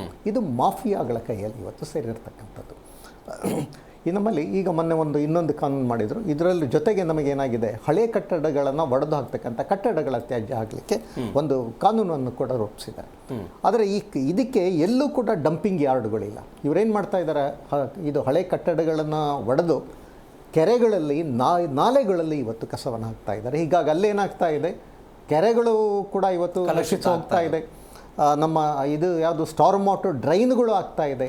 ಆಮೇಲೆ ಕಸವನ್ನು ರಾತ್ರಿ ಎಸೀತಕ್ಕಂಥದ್ದು. ಆಮೇಲೆ ಈ ವಿಂಗಡಣೆ, ಈಗ ನಾವು ಮನೆಯಲ್ಲಿ ಇವತ್ತು ಪ್ರತಿಯೊಬ್ಬರು ಕೂಡ ಇವತ್ತೆಲ್ಲ ವಿಂಗಡಣೆ ಮಾಡಿಕೊಟ್ರೆ ಮತ್ತೆ ಆ ಟೆಂಪೋದಲ್ಲಿ ಮತ್ತೆ ಒಟ್ಟಿಗೆ ಹಾಕ್ಕೊಂಡು ಹೋಗ್ತಕ್ಕಂಥದ್ದು ಇವತ್ತು ನಡೀತಾ ಇರತಕ್ಕಂಥದ್ದು, ಅದೇ ನಡೀತಾ ಇರತಕ್ಕಂಥದ್ದು. ಹೀಗಾಗಿ ಏನು ನಮ್ಮ ಸಾಲಿಡ್ ವೇಸ್ಟ್ ಮ್ಯಾನೇಜ್ಮೆಂಟ್ ಕಾರ್ಪೊರೇಷನ್ ಅಂತೇಳಿ ಮಾಡಿದ್ರು, ಅದು ಸಂಪೂರ್ಣವಾಗಿ ವಿಫಲ ಆಗಿರ್ತಕ್ಕಂಥದ್ದು. ಅವರೊಂದು ಮಾಡಿದ್ರು, ಯಾರು ರಸ್ತೆ ಕಸ ಎಸಿತಾರೋ ಅವ್ರ ಮನೆ ಮುಂದೆ ಕಸ ಹಾಕ್ತೀವಿ ಅಂತೇಳಿ. ಅದೊಂದು ಹೆಸರು ಬೇರೆ ಕೊಟ್ಟಿದ್ರು, ಕಸ ಸುರಿಯುವ ಹಬ್ಬ ಅಂತ. ಕಸ ಸುರಿಯುವ ಹಬ್ಬ ಅಂತ. ಯಾರು ಕಸವನ್ನ ಬೀದಿಯಲ್ಲಿ, ಸಾರ್ವಜನಿಕ ಸ್ಥಳಗಳಲ್ಲಿ ಎಸಿತಾರೋ ಆ ಕಸವನ್ನ ತೆಗೆದುಕೊಂಡು ಹೋಗಿ ಅವರ ಮನೆಯ ಮುಂದೆ ಸುರಿದು ಬರೋದು, ಅವರಿಗೆ ದಂಡ ಹಾಕೋದು. 10 ಲಕ್ಷನೋ 12 ಲಕ್ಷ ಏನೋ ದಂಡ ಕಲೆಕ್ಟ್ ಆಯ್ತು. ಬಟ್ ಇದು ಕೂಡ ಇದನ್ನ ತಡೆಗಟ್ಟೋದಕ್ಕೆ ಒಂದು ಕ್ರಮನೋ, ಅಥವಾ ನೀವು ಹೀಗೆ ಮಾಡ್ತಿದ್ದೀರಿ ನಾವು ಹೀಗೆ ಮಾಡೋರು ಅಂತ, ದ್ವೇಷಕ್ಕೆ ದ್ವೇಷ ಅದು ದ್ವೇಷ ಸರ್. ಈಗ ಜನಗಳದ್ದು ಪಾತ್ರ ಇದೆ ಸರ್. ಇವಾಗ ಏನಾಗಿದೆ ಅಂತಂದರೆ, ಜನಗಳು ಕೂಡ ಭಾಳ ಇರ್ರೆಸ್ಪಾನ್ಸಿಬಲ್. ಕಸನ ಎಲ್ಲಿ ಅಂದರೆ ಎಲ್ಲಿ ಎಸೆಯತಕ್ಕಂಥದ್ದು. ಎಸ್ಪೆಷಲಿ ಈ ಮಾಂಸದ ಅಂಗಡಿಗಳ ತ್ಯಾಜ್ಯವನ್ನು ಎಸಲಿಕ್ಕೆ ಇವತ್ತೊಂದು ವ್ಯವಸ್ಥಿತವಾಗಿ ಒಂದು ಇಲ್ಲ. ತಾವು ನೋಡಿರ್ಬೋದು, ಚೀಲಗಳಲ್ಲಿ ಕಟ್ಟಿ ಎಸ್ದು ರಾತ್ರಿ ಹೊತ್ತು ಎಲ್ಲೋ ಎಸ್ದು ಹೋಗ್ತಾರೆ. ಅಲ್ಲಿ ಜನಗಳು ಇರಲಿಕ್ಕಾಗಲ್ಲ, ವಾಸನೆ ಬರ್ತದೆ. ಹೀಗಾಗಿ ಜನಗಳ ಜವಾಬ್ದಾರಿ. ಮತ್ತು ಹೇಳಿದ ಹಳೆ ಕಟ್ಟಡಗಳನ್ನು ಹೊಡಿತಕ್ಕಂಥದ್ದು, ಇದುವರೆಗೂ ಕೂಡ ನಿಯಮ ರೂಪಿಸಿಲ್ಲ ಅದು. ಅದೊಂದು ಭಾಳ ಸಮಸ್ಯೆ ಆಗಿರ್ತಕ್ಕಂಥದ್ದು. ಕೆರೆಗಳು ಹಾಳಾಗ್ತಾ ಇದೆ, ನಾಲೆಗಳು ಹಾಳಾಗ್ತಾ ಇದೆ. ಎಲ್ಲೆಂದರಲ್ಲಿ ಗುಂಡಿ ಇರ್ತಕ್ಕಂಥ ಜಾಗಗಳಲ್ಲಿ ತಗ್ಗಿನ ಪ್ರದೇಶಗಳಲ್ಲಿ ಹಾಕಿ ಫ್ಲಡ್ಡಿಂಗ್ ಆಗ್ತಾ ಇದೆ. ಮಳೆ ಬಂದಾಗ ಫ್ಲಡ್ಡಿಂಗ್ ಆಗ್ತಾ ಇರತಕ್ಕಂಥದ್ದು. ಆಮೇಲೆ ಈ ಕಸವನ್ನು ಈ ಚರಂಡಿಗೆ ಸುರಿತಕ್ಕಂಥದ್ದು ಒಂದು ಭಾಳಷ್ಟು ನಡೀತಾ ಇದೆ ಸರ್. ಇದರಿಂದ ಏನಾಗ್ತಾ ಇದೆ, ಮಳೆ ಬಂದಾಗ ಚರಂಡಿಗಳಲ್ಲಿ ನೀರು ಹೋಗುವುದಿಲ್ಲ, ರಸ್ತೆಗಳಲ್ಲಿ ನೀರು ಹರಿಯುತ್ತದೆ, ಮತ್ತು ಪ್ರವಾಹದ ಸಮಸ್ಯೆಯೂ ಒಂದಾಗಿರ್ತಕ್ಕಂಥದ್ದು. ಹೀಗಾಗಿ ಏನಾಗಿದೆ, ಕಸದ ಸಮಸ್ಯೆಯಿಂದ ಇವತ್ತೇನಾಗಿದೆ, ಪರಿಸರದ ಮೇಲೆ ಭಾಳಷ್ಟು ಪ್ರಭಾವ ಬೀರಿರ್ತಕ್ಕಂಥದ್ದು. ಆಮೇಲೆ ಇನ್ನೊಂದು ಈ ಮೆಡಿಕಲ್ ವೇಸ್ಟ್ ಅಂತೇಳಿ ಹೇಳ್ತೀವಿ. ಮೆಡಿಕಲ್ ವೇಸ್ಟ್ ಕಲೆಕ್ಷನ್ಗೆ ಅದೊಂದು ಸಪ್ರೇಟ್ ಪ್ರೊಸೀಜ್ ಮಾಡಿದ್ದಾರೆ. ಯಾವುದೇ ಕ್ಲಿನಿಕ್ಗಳಲ್ಲಿರಲಿ, ಹಾಸ್ಪಿಟಲ್ಸ್, ನರ್ಸಿಂಗ್ ಹೋಮ್ಗಳವರೇನು ಅವರ ಮೆಡಿಕಲ್ ವೇಸ್ಟ್ ಏನು ಬರ್ತದೆ, ತ್ಯಾಜ್ಯವನ್ನು ಒಂದು ಕಂಪನಿಗೆ ಕೊಡಬೇಕು, ಒಂದು ಕಾಂಟ್ರಾಕ್ಟರ್ ಇದ್ದಾರೆ, ಅವರಿಗೆ ಕೊಟ್ಟು ಅದನ್ನು ವೈಜ್ಞಾನಿಕವಾಗಿ ವಿಲೆ ಮಾಡಬೇಕು ಅಂತ. ಅದು ಕೂಡ ಆಗ್ತಾ ಇಲ್ಲ. ಭಾಳಷ್ಟು ಇಲ್ಲಿ ಬ್ಯಾಂಗ್ಳೂರು ನಗರದಲ್ಲಿ ಇರ್ತಕ್ಕಂಥ ಸುಮಾರು 80% ಕ್ಲಿನಿಕ್ಗಳು ಇದನ್ನು ಯಾವುದನ್ನು ಈ ಮೆಡಿಕಲ್ ವೇಸ್ಟನ್ನು ಈ ಕಸದ ಜೊತೆನೆ ಸೇರಿಸ್ತಾ ಇದ್ದಾರೆ. ಇದು ಆರೋಗ್ಯ ಕಸ ಮಿಶ್ರಿತ ಆಗ್ತಾ ಮತ್ತೊಂದು ಕಡೆ ಏನಾಗ್ತಿದೆ ಅಂದರೆ ಈ ತ್ಯಾಜ್ಯ ವಿಲೇವಾರಿ ಘಟಕಗಳನ್ನು ತೆರೆಯುವಾಗಲೂ ಕೂಡ ಈಗ ಬೆಂಗಳೂರಿನ ಆಸುಪಾಸಿಗೆ ಹೋಗ್ತಾರೆ, 50 ಕಿಲೋಮೀಟರ್ 70 ಕಿಲೋಮೀಟರ್. ಅಲ್ಲಿ ಗ್ರಾಮಸ್ಥರು ಬೆಂಗಳೂರು ಕಸ ತಮ್ಮನ್ನು ನಮ್ಮ ಹಳ್ಳಿಗೆ ಯಾಕೆ ಸುರಿತೀರಿ ನೀವು ಸಹಜವಾಗಿ ಪ್ರಶ್ನೆ ಕೇಳ್ತಾರೆ. ಅವರ ವಾತಾವರಣನೂ ಕಲುಷಿತ ಆಗಿದೆ, ನಮ್ಮ ವಾತಾವರಣ ಯಾಕೆ ಕಲುಷಿತ ಮಾಡ್ತೀರಿ ಸರ್? ಅಲ್ಲಿ ಎಷ್ಟು ತೊಂದರೆ ಆಗಿದೆ ಅಂತಂದರೆ, ಮಂಡೂರು ಅಲ್ಲೆಲ್ಲ ಆ ನೀರೇನಾಗ್ತದೆ, ಕಸ ಏನಾಗ್ತದೆ, ಹಸಿ ಕಸದ ನೀರು ಭೂಮಿಲಿ ಇಳಿದು ಅಲ್ಲಿರ್ತಕ್ಕಂಥ ಅಂತರ್ಜಲ ಸಂಪೂರ್ಣವಾಗಿ ಕಲುಷಿತವಾಗಿ ಕುಡಿಯೋದಕ್ಕೆ ನೀರು ಕುಡಿಯೋ ನೀರು ಇಲ್ಲದ ಸ್ಥಿತಿ ಬಂದಿರತಕ್ಕಂಥದ್ದು. ತ್ಯಾಗರಾಜ್ ಅವರು, ನಾವು ಮಾತನಾಡ್ತಾ ಇದ್ದೀವಿ, ಸರ್ಕಾರದ ಪಾತ್ರ ಎಷ್ಟಿದೆಯೋ ಜನರ ಪಾತ್ರವೂ ಕೂಡ ಅಷ್ಟೇ ಇದೆ ಸರ್. ಜನ ಈಗ ರಾತ್ರಿ ಆಯಿದ್ರೆ ಆಯ್ತು ಅಂತ ತಿಳ್ಕೊಳ್ಳಿ, ಯಾರಿಗೂ ಕಾಣದೇ ಇದ್ದಂತಹ ಸಮಯದಲ್ಲಿ, ಯಾರು ಕೂಡ ಓಡದಾಡದ ಇರುವಂಥ ಸಮಯದಲ್ಲಿ ರಾಜ್ಯ ಕಾಲುವೆಗೆ ಹೋಗಿ ಕಸ ಹಾಕ್ತಾರೆ. ಖಂಡಿತ ಸರ್, ಅದು ಏನಕ್ಕೆ ಸಮಸ್ಯೆ. ನಾನು ಬರ್ತೀನಿ ಸರ್, ಮಾತಾಡ್ತೀನಿ. ಎಸ್, ಸರ್ಕಾರದ ಜೊತೆಗೆ ಜನರ ಸಮಸ್ಯೆಗಳ ಬಗ್ಗೆ, ಅಂದರೆ ಜನರು ನಡೆದುಕೊಳ್ಳುವಂಥ ರೀತಿಗಳ ಬಗ್ಗೆಯೂ ಕೂಡ ಮಾತನಾಡ್ತಾ ಇದ್ದೀವಿ. ನಮ್ಮಲ್ಲಿ ವಿಪರ್ಯಾಸ ನೋಡಿ, ಸಾರ್ವಜನಿಕ ಸ್ಥಳಗಳಲ್ಲಿ ಕಸವನ್ನು ಹಾಕೋದಕ್ಕೆ ಸಾರ್ವಜನಿಕ ಕಸದ ಡಬ್ಬಿಗಳ ಕೊರತೆಯೂ ಕೂಡ ಸಿಕ್ಕಾಪಟ್ಟೆ ಇದೆ. ಮಾತನಾಡ್ತಾ ಇದ್ದೀವಿ ಬೆಂಗಳೂರಿನ ಸಮಸ್ಯೆ ಬಗ್ಗೆ. ತ್ಯಾಗರಾಜ್ ಅವರೇ, ನೀವು ಹೇಳ್ತಾ ಇದ್ರಿ ಜನರ ಪಾತ್ರ ಕೂಡ ದೊಡ್ಡದಿದೆ ಇದರಲ್ಲಿ ಅಂತ. ಎಸ್ ಸರ್, ಈಗ ನೈಟ್ ಹೊತ್ತಲ್ಲಿ ನಮ್ಮ ಸಾರ್ವಜನಿಕರೆಲ್ಲ ಬಂದು ಕಸ ಸುರಿತಾರೆ ಅಂದರೆ ಅದು ಚಿಕ್ಕ ವಿಷಯ ಅಲ್ಲ ಸರ್. ಯಾಕಂತ ಹೇಳಿದ್ರೆ ಅವ್ರಿಗೆ ಅವೇರ್ನೆಸ್ ಕೊಡೋದಕ್ಕೆ ಸರ್ಕಾರಗಳು ಯಾವುದೇ ರೀತಿ ಕ್ರಮ ಕೈಗೊಂಡಿಲ್ಲ. ಬರೀ ಡಾಕ್ಯುಮೆಂಟ್ಸ್ ಪ್ರಕಾರ ಇದೆ ಅಷ್ಟೇನೆ, ಆಚರಣೆಗೆ ಯಾವುದು ತಂದಿಲ್ಲ. ನನ್ನ ಕಸ ಎಲ್ಲಿ ಎಸಿಬೇಕು, ಎಲ್ಲಿ ಎಸಿಬಾರದು ಅನ್ನೋದು ಒಬ್ಬೊಬ್ಬ ನೈತಿಕತೆ ಸರ್, ಬೇಸಿಕ್ ನಾಲೆಜ್ ಅದು. ಹೌದು ಸರ್, ಆದರೆ ಎಲ್ಲಿ ಎಸಿಬೇಕು ಅನ್ನೋದನ್ನ ಅವೇರ್ನೆಸ್ ಕೊಡ್ಬೇಕಲ್ವಾ? ಬೆಳಗ್ಗೆ ಹೊತ್ತು ಗಾಡಿಗಳು ಬರ್ತದೆ ಹಾಕಿ ಅಂತ ಹೇಳ್ತಾ ಇದ್ದಾರೆ. ಬೆಳಗ್ಗೆ ಹೊತ್ತು ಹಾಕಕ್ಕೆ ಮುಂಚೆನೆ ಗಾಡಿಗಳು ಬಂದು ಹೋಗ್ತವೆ, ಇಲ್ಲ ಅಂತ ಹೇಳಿದ್ರೆ ಕಡಿಮೆ ಗಾಡಿಗಳಿರ್ತವೆ. ಇವರು ಟೈಮಿಂಗ್ ಅಂದರೆ ಇವಾಗ ಬೆಳಿಗ್ಗೆ 6:30 8 o'clock ಅಂಡರ್ ಒಳಗಡೆ ಬಂದರೆ ಕಂಪಲ್ಸರಿ ಎಲ್ಲ ಮನೆಗಳಿಂದ ಕಸ ಕೊಡ್ತಾರೆ. ಆದರೆ ಇವ್ರೇನು ಮಾಡ್ತಾರೆ, ಗುತ್ತಿಗೆದಾರರು ಬೆಳಗ್ಗೆ ಹೊತ್ತೆಲ್ಲ ಕಮರ್ಷಿಯಲ್ಲು ಇಲ್ಲಾಂದರೆ ಅವ್ರದ್ದು ನಿನ್ನೆದು ಮೊನ್ನೆದೆಲ್ಲ ಕಸಗಳೆಲ್ಲ ತುಂಬಿಸ್ಬಿಟ್ಟು ಫಸ್ಟ್ ಅನ್ಲೋಡ್ ಮಾಡಿಸ್ಬಿಡ್ತಾರೆ. ಅದು ಮುಗಿಯೋಷ್ಟರಲ್ಲಿ 10:30 ಆಗುತ್ತೆ. ಅಷ್ಟರೊಳಗಡೆ ಸಾರ್ವಜನಿಕರೆಲ್ಲ ಕೆಲಸ ಕಾರ್ಯಗಳಿಗೆ ಹೊರಡ್ತಾರೆ, ಮತ್ತೆ ರಿಟರ್ನ್ ಬರೋಷ್ಟರಲ್ಲಿ ಈವ್ನಿಂಗ್ ಆಗಿರುತ್ತೆ. ಇನ್ನು ಅವ್ರು ತಿಂದು ಸ್ವಲ್ಪ ವಾಕ್ ಬರೋ ಟೈಮಲ್ಲಿ ಕಸ ತಗೊಂಡು ಬಂದು ಅಲ್ಲಿ ಬಿಸಾಕ್ತಾರೆ. ಅದೇ ನೀವು ಕರೆಕ್ಟಾಗಿ 6:30 to 7 8 o'clock ಒಳಗಡೆ ಬರಲಿ ಗಾಡಿಗಳು ಮನೆಗಳ ಹತ್ರ 100% ಕ್ಲಿಯರ್ ಆಯ್ತು. ಮತ್ತು ಕಸಗಳನ್ನ ಹೆಂಗೆ ಯಾವ ರೀತಿ ವಿಂಗಡಣೆ ಮಾಡಬೇಕು ಅನ್ನೋದನ್ನು ಕೂಡ ಅವೇರ್ನೆಸ್ ಕೊಡಬೇಕು ಅವರು. ಆ ಥರ ಯಾವುದೇ ಅವೇರ್ನೆಸ್ಗಳು ಕೊಡಲ್ಲ. ಮತ್ತು ಮುಂಚೆ ಎಲ್ಲ ಪ್ರತಿ ರಸ್ತೆಗಳ ಕಾರ್ನರ್ಗಳಲ್ಲಿ ಒಂದು ಸಾರ್ವಜನಿಕ ಕಸ ತೊಟ್ಟಿಗಳಿರ್ತವೆ. ಆ ತೊಟ್ಟಿಗಳನ್ನ ಕರೆಕ್ಟಾಗಿ ಅವರು ಅಲ್ಲಿ ಹಾಕಿದ್ರೆ ಅಂದರೆ ಕಂಪಲ್ಸರಿ ಕ್ಲೀನಾಗಿ ಕಸ ಮೇಂಟೈನ್ ಆಗುತ್ತೆ. ಆದರೆ ಆ ಕಸದ ಯಾವತ್ತು ಆ ತೊಟ್ಟಿಗಳನ್ನ ತೆಗೆದ್ರು ಎಲ್ಲ ನೇರವಾಗಿ ಗಾಡಿಗಳು ಕೊಡಿ ಅಂತ ಹೇಳಿದ್ರು, ಅಲ್ಲಿ ಮಾಫಿಯಾ ತುಂಬ ವಿಪರೀತವಾಗಿ ಮಾಫಿಯಾನ ಸ್ಟ್ರಾಂಗ್ ಆಗಿ ಮೈಂಟೈನ್ ಮಾಡ್ತಾ ಇದ್ದಾರೆ. ಆ ತೊಟ್ಟಿಗಳಿತ್ತಂದರೆ ಗಾಡಿಗಳೆಲ್ಲ ಬಂದರೂ ಬರದೇ ಇದ್ರೂ ಇಲ್ಲ ಎಲ್ಲ ರಸ್ತೆಗಳಲ್ಲಿ ಬಿದ್ದಿರೋಂಥ ಕಸಗಳನ್ನ ಕ್ಲೀನಾಗಿ ಡಿವೈಡ್ ಮಾಡಿ ತಗೊಂಡು ಹೋಗ್ತಾ ಇದ್ರೆ ಆಗ ಈ ರೀತಿ ಒಂದು ಸಮಸ್ಯೆಗಳು ಬರಲ್ಲ. ಸಾರ್ವಜನಿಕರು ರಸ್ತೆಯಲ್ಲಿ ಸುರಿಯೋದು ಅದೆಲ್ಲ ಬರಲ್ಲ. ಸರಿಯಾದಂಥ ನಿಗದಿಪಡಿಸಿ ಒಂದು ಸ್ಥಳಗಳನ್ನ ತೊಟ್ಟಿಗಳನ್ನ ಮತ್ತೆ ಪ್ರಾರಂಭ ಮಾಡಿ ಪ್ರತಿ ರಸ್ತೆಗಳಲ್ಲೂ ಇರಬೇಕು. ಪ್ರತಿ ರಸ್ತೆಗಳ ಕಾರ್ನರಲ್ಲಿ ಇದ್ರೇ ಅವೆಲ್ಲ ಕ್ಲೀನಾಗಿ ಅಚ್ಚುಕಟ್ಟಾಗಿ ಆಗುತ್ತೆ. ಆ ಕಸದ ಪಾಯಿಂಟ್ಗಳೇ ಕಾಣಿಸ್ಬಾರ್ದು ಅಂತ ಹೇಳಿದ್ರೆ ಇಷ್ಟು ವರ್ಷ ಮಾರ್ಷಲ್ಸ್ಗಳನ್ನೆಲ್ಲ ಇಟ್ಕೊಂಡು ಮೈಂಟೈನ್ ಮಾಡಿದ್ರಲ್ಲ, ಬ್ಲಾಕ್ ಸ್ಪಾಟ್ಗಳನ್ನ ನಿರ್ಮೂಲನೆ ಮಾಡ್ಬೇಕಂತೇಳಿ. ಹಾಗಾದರೆ ಸಾವಿರಾರು ಕೋಟಿ ರೂಪಾಯಿ ಇವತ್ತು ಅವ್ರಿಗೆ ಬಿಲ್ಗಳು ಮಾಡಿದ್ದೀರಾ. ಹಾಗಾದರೆ ಸುಮ್ಮನೆ ವೇಸ್ಟ್ ಖರ್ಚು ಮಾಡ್ತಾ ಇದ್ದೀರಾ ಅಂತ ಕ್ಲಾರಿಟಿ ಸಿಗ್ತಾ ಇದೆಯಲ್ಲ ಅಲ್ಲಿ.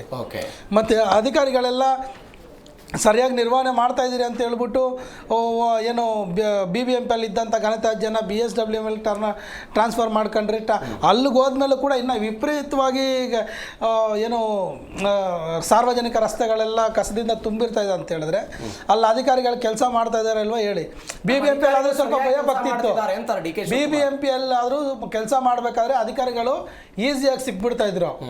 BSWM ಅಂತ ಆದ ತಕ್ಷಣ ಯಾವ ಅಧಿಕಾರಿ ಏನು ಕೆಲಸ ಮಾಡ್ತಾರೋ ಯಾವ ರೀತಿ ಮಾಡ್ತಾ ಇದ್ದಾರೆ ಯಾರಿಗೂ ಸಿಕ್ಕದೆ ಸುಮ್ಮನೆ ಸುಮ್ಮನೆ ಸಂಬಳಗಳನ್ನ ತಗೊಂಡು ಸುಮ್ಮನೆ ಎಲ್ಲರ ಹತ್ರ ಪರ್ಸೆಂಟೇಜಲ್ಲಿ ತಗೊಂಡು ದಂಧೆಗಿಳಿದು ಬಿಟ್ಟಿದ್ದಾರೆ. ಅದೇ ಸರಿಯಾಗಿ ಕೆಲಸ ಮಾಡಬೇಕಾದ್ರೆ ಮೊದಲು ಗುತ್ತಿಗೆ ಪದ್ಧತಿ ರದ್ದಾಗಬೇಕು. ಸರ್ಕಾರಿ ಇವತ್ತು ನೀವು ಲಾಸ್ಟ್ ಟೈಮ್ ನೋಡಿರ್ತೀರ ಕಾಂಪ್ಯೂಟರ್ಗಳದ್ದು ಒಂದು 26 ಗಾಡಿಗಳಿಗೇನೋ ಏನೋ 60 ಗಾಡಿಗಳಿಗೆ ಸುಮಾರು 600 ಕೋಟಿ ರೂಪಾಯಿ ಬಿಲ್ ಆಗಿದೆ ಅಂತೇಳಿ ಬಾಡಿಗೆಗೆ. ಅದೇ ಓನಾಗಿ ಪರ್ಚೇಸ್ ಮಾಡಿದ್ರೆ ಒಂದು ಗಾಡಿಗೆ ಒಂದು 25 ಲಕ್ಷ ರೂಪಾಯಿ ಆಗ್ಬೋದು.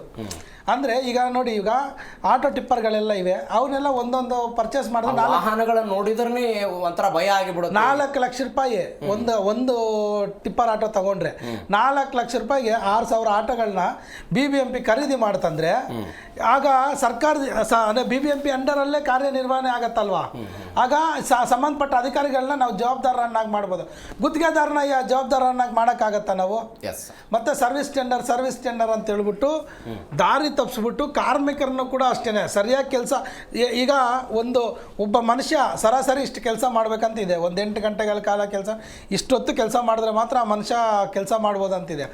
ಒಂದು ಕಡೆ ಕೆಲಸ ಮೈ ಬಗ್ಸಿದಾಗ ಒಂದು ಆಟೋಗೆ ಬಂದ್ಬಿಟ್ಟು ಒಬ್ಬ ಡ್ರೈವರು ಒಬ್ಬ ಏನೋ ಲೋಡರ್ ಸಹಾಯಕರು ಇರಬೇಕು. ಆದರೆ ಇಲ್ಲೇನಾಗ್ತಾ ಇದೆ, ಡ್ರೈವರು ಲೋಡರ್ ಒಬ್ಬರಿಗೆಲ್ಲ ಕೆಲಸ ಮಾಡಿಸೋದ್ರಿಂದ ಒಂದು ದಿನಕ್ಕೆ ಸರಾಸರಿ 8 ಗಂಟೆಗಳ ಕಾಲ ಕೆಲಸ ನಿರ್ವಹಿಸೋದ್ರಲ್ಲಿ ಬರೀ ಆತ 4 ಗಂಟೆಗಳಿಗೆ ಸೀಮಿತವಾಗ್ತಾ ಇದ್ದಾನೆ ಕೆಲಸ ಮಾಡೋದ್ರಲ್ಲಿ. ಓಬಳೇಶ್ವರ, ಕಸದ ವಿಚಾರ ಆಯಿತು. ಬೆಂಗಳೂರಿನ ರಸ್ತೆ ಗುಂಡಿಗಳ ಬಗ್ಗೆ ಇತ್ತೀಚೆಗೆ ಬಾಹ್ಯಾಕಾಶ ಯಾನ ಕೈಗೊಂಡಿದ್ದಂಥ ಶುಭಾಂಶು ಶುಕ್ಲಾ ಬೆಂಗಳೂರಿಗೆ ಬಂದಿದ್ರು.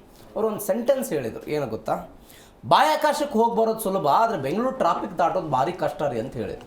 ಆ ಪರಿಸ್ಥಿತಿ ಬೆಂಗಳೂರಿನಲ್ಲಿ ಇದೆಯಾ ಈಗ? ಖಂಡಿತ ಇದೆ ಸರ್.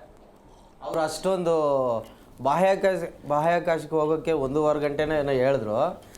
ಏರ್ಪೋರ್ಟಿಂದ ಅವರು ವೈಟ್ ಫೀಲ್ಡಿಂದ ಒಂದು ಕಾರ್ಯಕ್ರಮಕ್ಕೆ ಬರ್ಬೇಕಂದ್ರೆ 3 ಗಂಟೆ ಆಯ್ತು 3 ಗಂಟೆ ಆಯಿತು ಅಂತ ವ್ಯಂಗ್ಯವಾಗಿ ಹೇಳಿದ್ರು.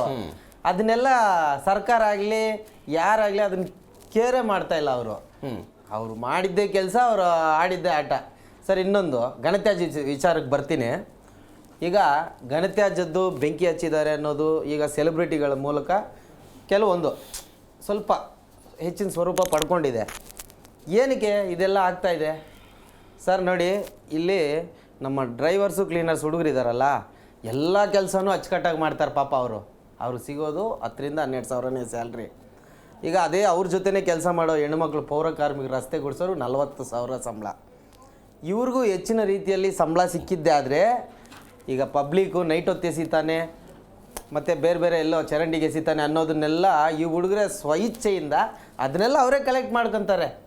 ಕಲೆಕ್ಟ್ ಮಾಡಿ ಬೆಂಕಿ ಇಡೋದಾಗಿರಲಿ ಮತ್ತೊಂದಾಗಿರಲಿ ಆ ಸಮಸ್ಯೆನೆಲ್ಲ ಅವರೇ ತಾನೇ ಈಗ ಸೆಗ್ರಿಗೇಷನ್ ಮಾಡಬೇಕು. ಪಬ್ಲಿಕ್ಕು ಮಾಡ್ತಾ ಇಲ್ಲ, ಎಲ್ಲ ಪಾಪ ಡ್ರೈವರ್ಸ್ ಕ್ಲೀನರ್ಸೇ ಮಾಡಬೇಕು.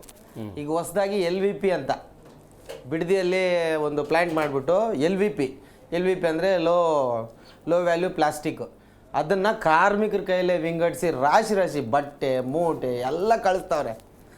ಆದರೂ ಅದೇ ಕಾರ್ಮಿಕರಿಗೆ ಹೆಚ್ಚಿನ ಒತ್ತಡ ಆಗಿ ₹1 ಅವನಿಗೆ ಹೆಚ್ಚಿನ ರೀತಿ ಸಂಬಳ ಕೊಡ್ತಾ ಇಲ್ಲ. ಖಿನ್ನತೆಗೆ ಒಳಗಾಗ್ತಾ ಇದ್ದಾರೆ, ಟೆನ್ಷನ್ ಆಗ್ತಾ ಇದ್ದಾರೆ, ಸೂಸೈಡ್ ಮಾಡ್ಕೊಳ್ಳೋದೊಂದೇ ಬಾಕಿ. ರೂಲ್ಸು ಮತ್ತು ಆರ್ಡ್ರು ಡೈಲಿ ಒಂದೊಂದು ಮಾಡ್ತಾ ಇದ್ದಾರೆ ಅಧಿಕಾರಿಗಳಿಗೆ ಇಷ್ಟ ಬಂದಂಗೆ. ಆ ಕಾರ್ಮಿಕರ ಒಂದು ಜೀವನದ ಬಗ್ಗೆ ಭವಿಷ್ಯದ ಬಗ್ಗೆ ಯೋಚನೆ ಮಾಡ್ತಾ ಇಲ್ಲ. ಇದೆಲ್ಲ ಯಾವತ್ತಿನವರೆಗೂ ಇದೆಲ್ಲ ಏನೂ ಮಾಡದೇ ಇರ್ತದೋ ಈ ಸಮಸ್ಯೆ ನಿರಂತರವಾಗಿರ್ತದೆ ಸರ್. ಸರ್, ಬರ್ತೀನಿ ಮಾತನಾಡೋಣ.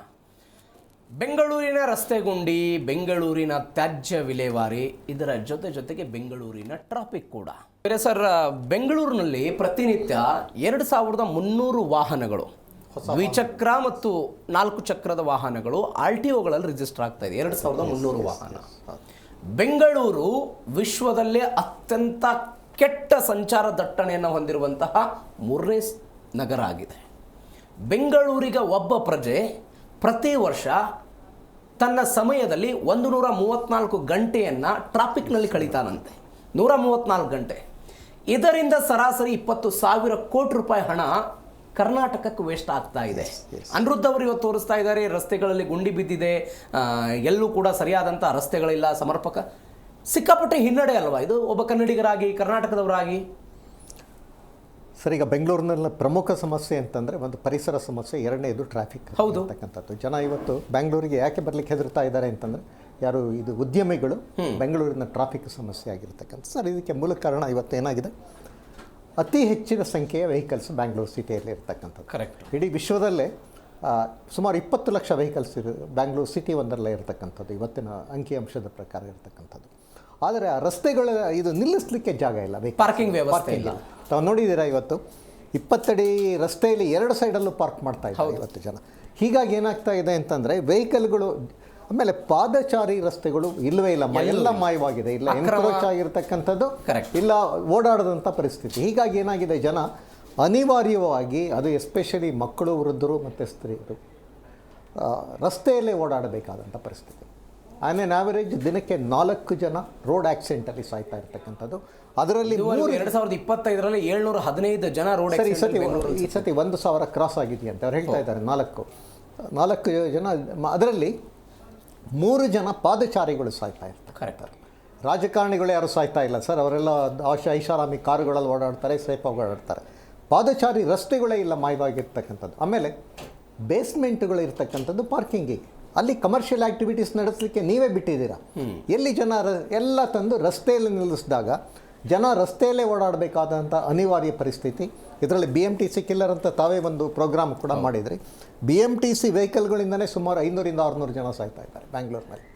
ಇದು ಟ್ರಾಫಿಕ್ ಸಮಸ್ಯೆ, ಭಾಳ ದೊಡ್ಡ ಸಮಸ್ಯೆ. ಇದಕ್ಕೆ ಪಬ್ಲಿಕ್ ಟ್ರಾನ್ಸ್ಪೋರ್ಟ್ ಸಿಸ್ಟಮ್ನ ಅದನ್ನು ಅದಕ್ಕೆ ಹೆಚ್ಚಿನ ಒತ್ತು ಕೊಡಬೇಕು, ಸಮರ್ಪಕವಾದಂಥ ಇದು. ಬಸ್ಸುಗಳಿಲ್ಲ, ಗ್ಯಾರಂಟಿ ಸ್ಕೀಮಿಂದ ಇವತ್ತು ನೀವು BTS ಬಸ್ಸುಗಳನ್ನು ಹೊಸದಾಗಿ ಹಾಕ್ತಾ ಇಲ್ಲ. ಮೆಟ್ರೋ ಇನ್ನೂ ಕಾಮಗಾರಿಗಳು ಇನ್ನೂ ನಡೀತಾನೆ ಇದೆ. ಆದರೆ ಕಾಮಗಾರಿಯಿಂದನೇ ಬೆಂಗಳೂರಿನ ಸಂಚಾರ ದಟ್ಟಣೆ ಕೂಡ ಜಾಸ್ತಿ ಆಗ್ತಾ ಇದೆ. ಸರ್, ಈಗ ಆದರೆ ಏನಾಗಿದೆ, ಬೆಂಗಳೂರಿಗೆ ವಲಸಿಗರ ಸಂಖ್ಯೆ ಜಾಸ್ತಿ ಆಗ್ತಾ ಇರೋದ್ರಿಂದ ಮೈಗ್ರೇಷನ್, ಕರೆಕ್ಟ್, ಇದು ರಾಜ್ಯದ 20% ಜನ ಬೆಂಗಳೂರಿನಲ್ಲೇ ವಾಸ ಮಾಡ್ತಾ ಇದ್ದಾರೆ. ಆದರೆ ಇವತ್ತಿನ ರಸ್ತೆಗಳೇನಾಗಿದೆ, ಕಿರಿದಾದ ರಸ್ತೆಗಳು, ವೈಡನಿಂಗ್ ಮಾಡಲಿಕ್ಕೆ ಆಗ್ತಾ ಇಲ್ಲ ಒಂದು. ಆಮೇಲೆ ಇದು ಬೇಸ್ಮೆಂಟುಗಳಲ್ಲಿ ಇವತ್ತು ಎಲ್ಲ ಕಮರ್ಷಿಯಲ್ ಆ್ಯಕ್ಟಿವಿಟೀಸ್ ನಡೀತಾ ಇದೆ.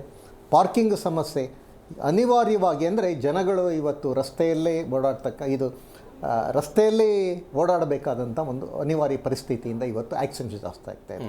ಜೊತೆಗೆ ರಸ್ತೆ ಗುಂಡಿಗಳ ಸಮಸ್ಯೆ, ರಸ್ತೆ ಗುಂಡಿಗಳಿಂದನೂ ಕೂಡ ಟ್ರಾಫಿಕ್ ಜಾಮ್ ಆಗ್ತಾ ಇರ್ತಕ್ಕಂಥದ್ದನ್ನು ನಾವು ನೋಡ್ತಾ ಇದ್ದೀವಿ. ಅವೈಜ್ಞಾನಿಕವಾಗಿ ರೋಡ್ ಹಂಪ್ಸ್ ಆಗಿರ್ತಕ್ಕಂಥದ್ದು.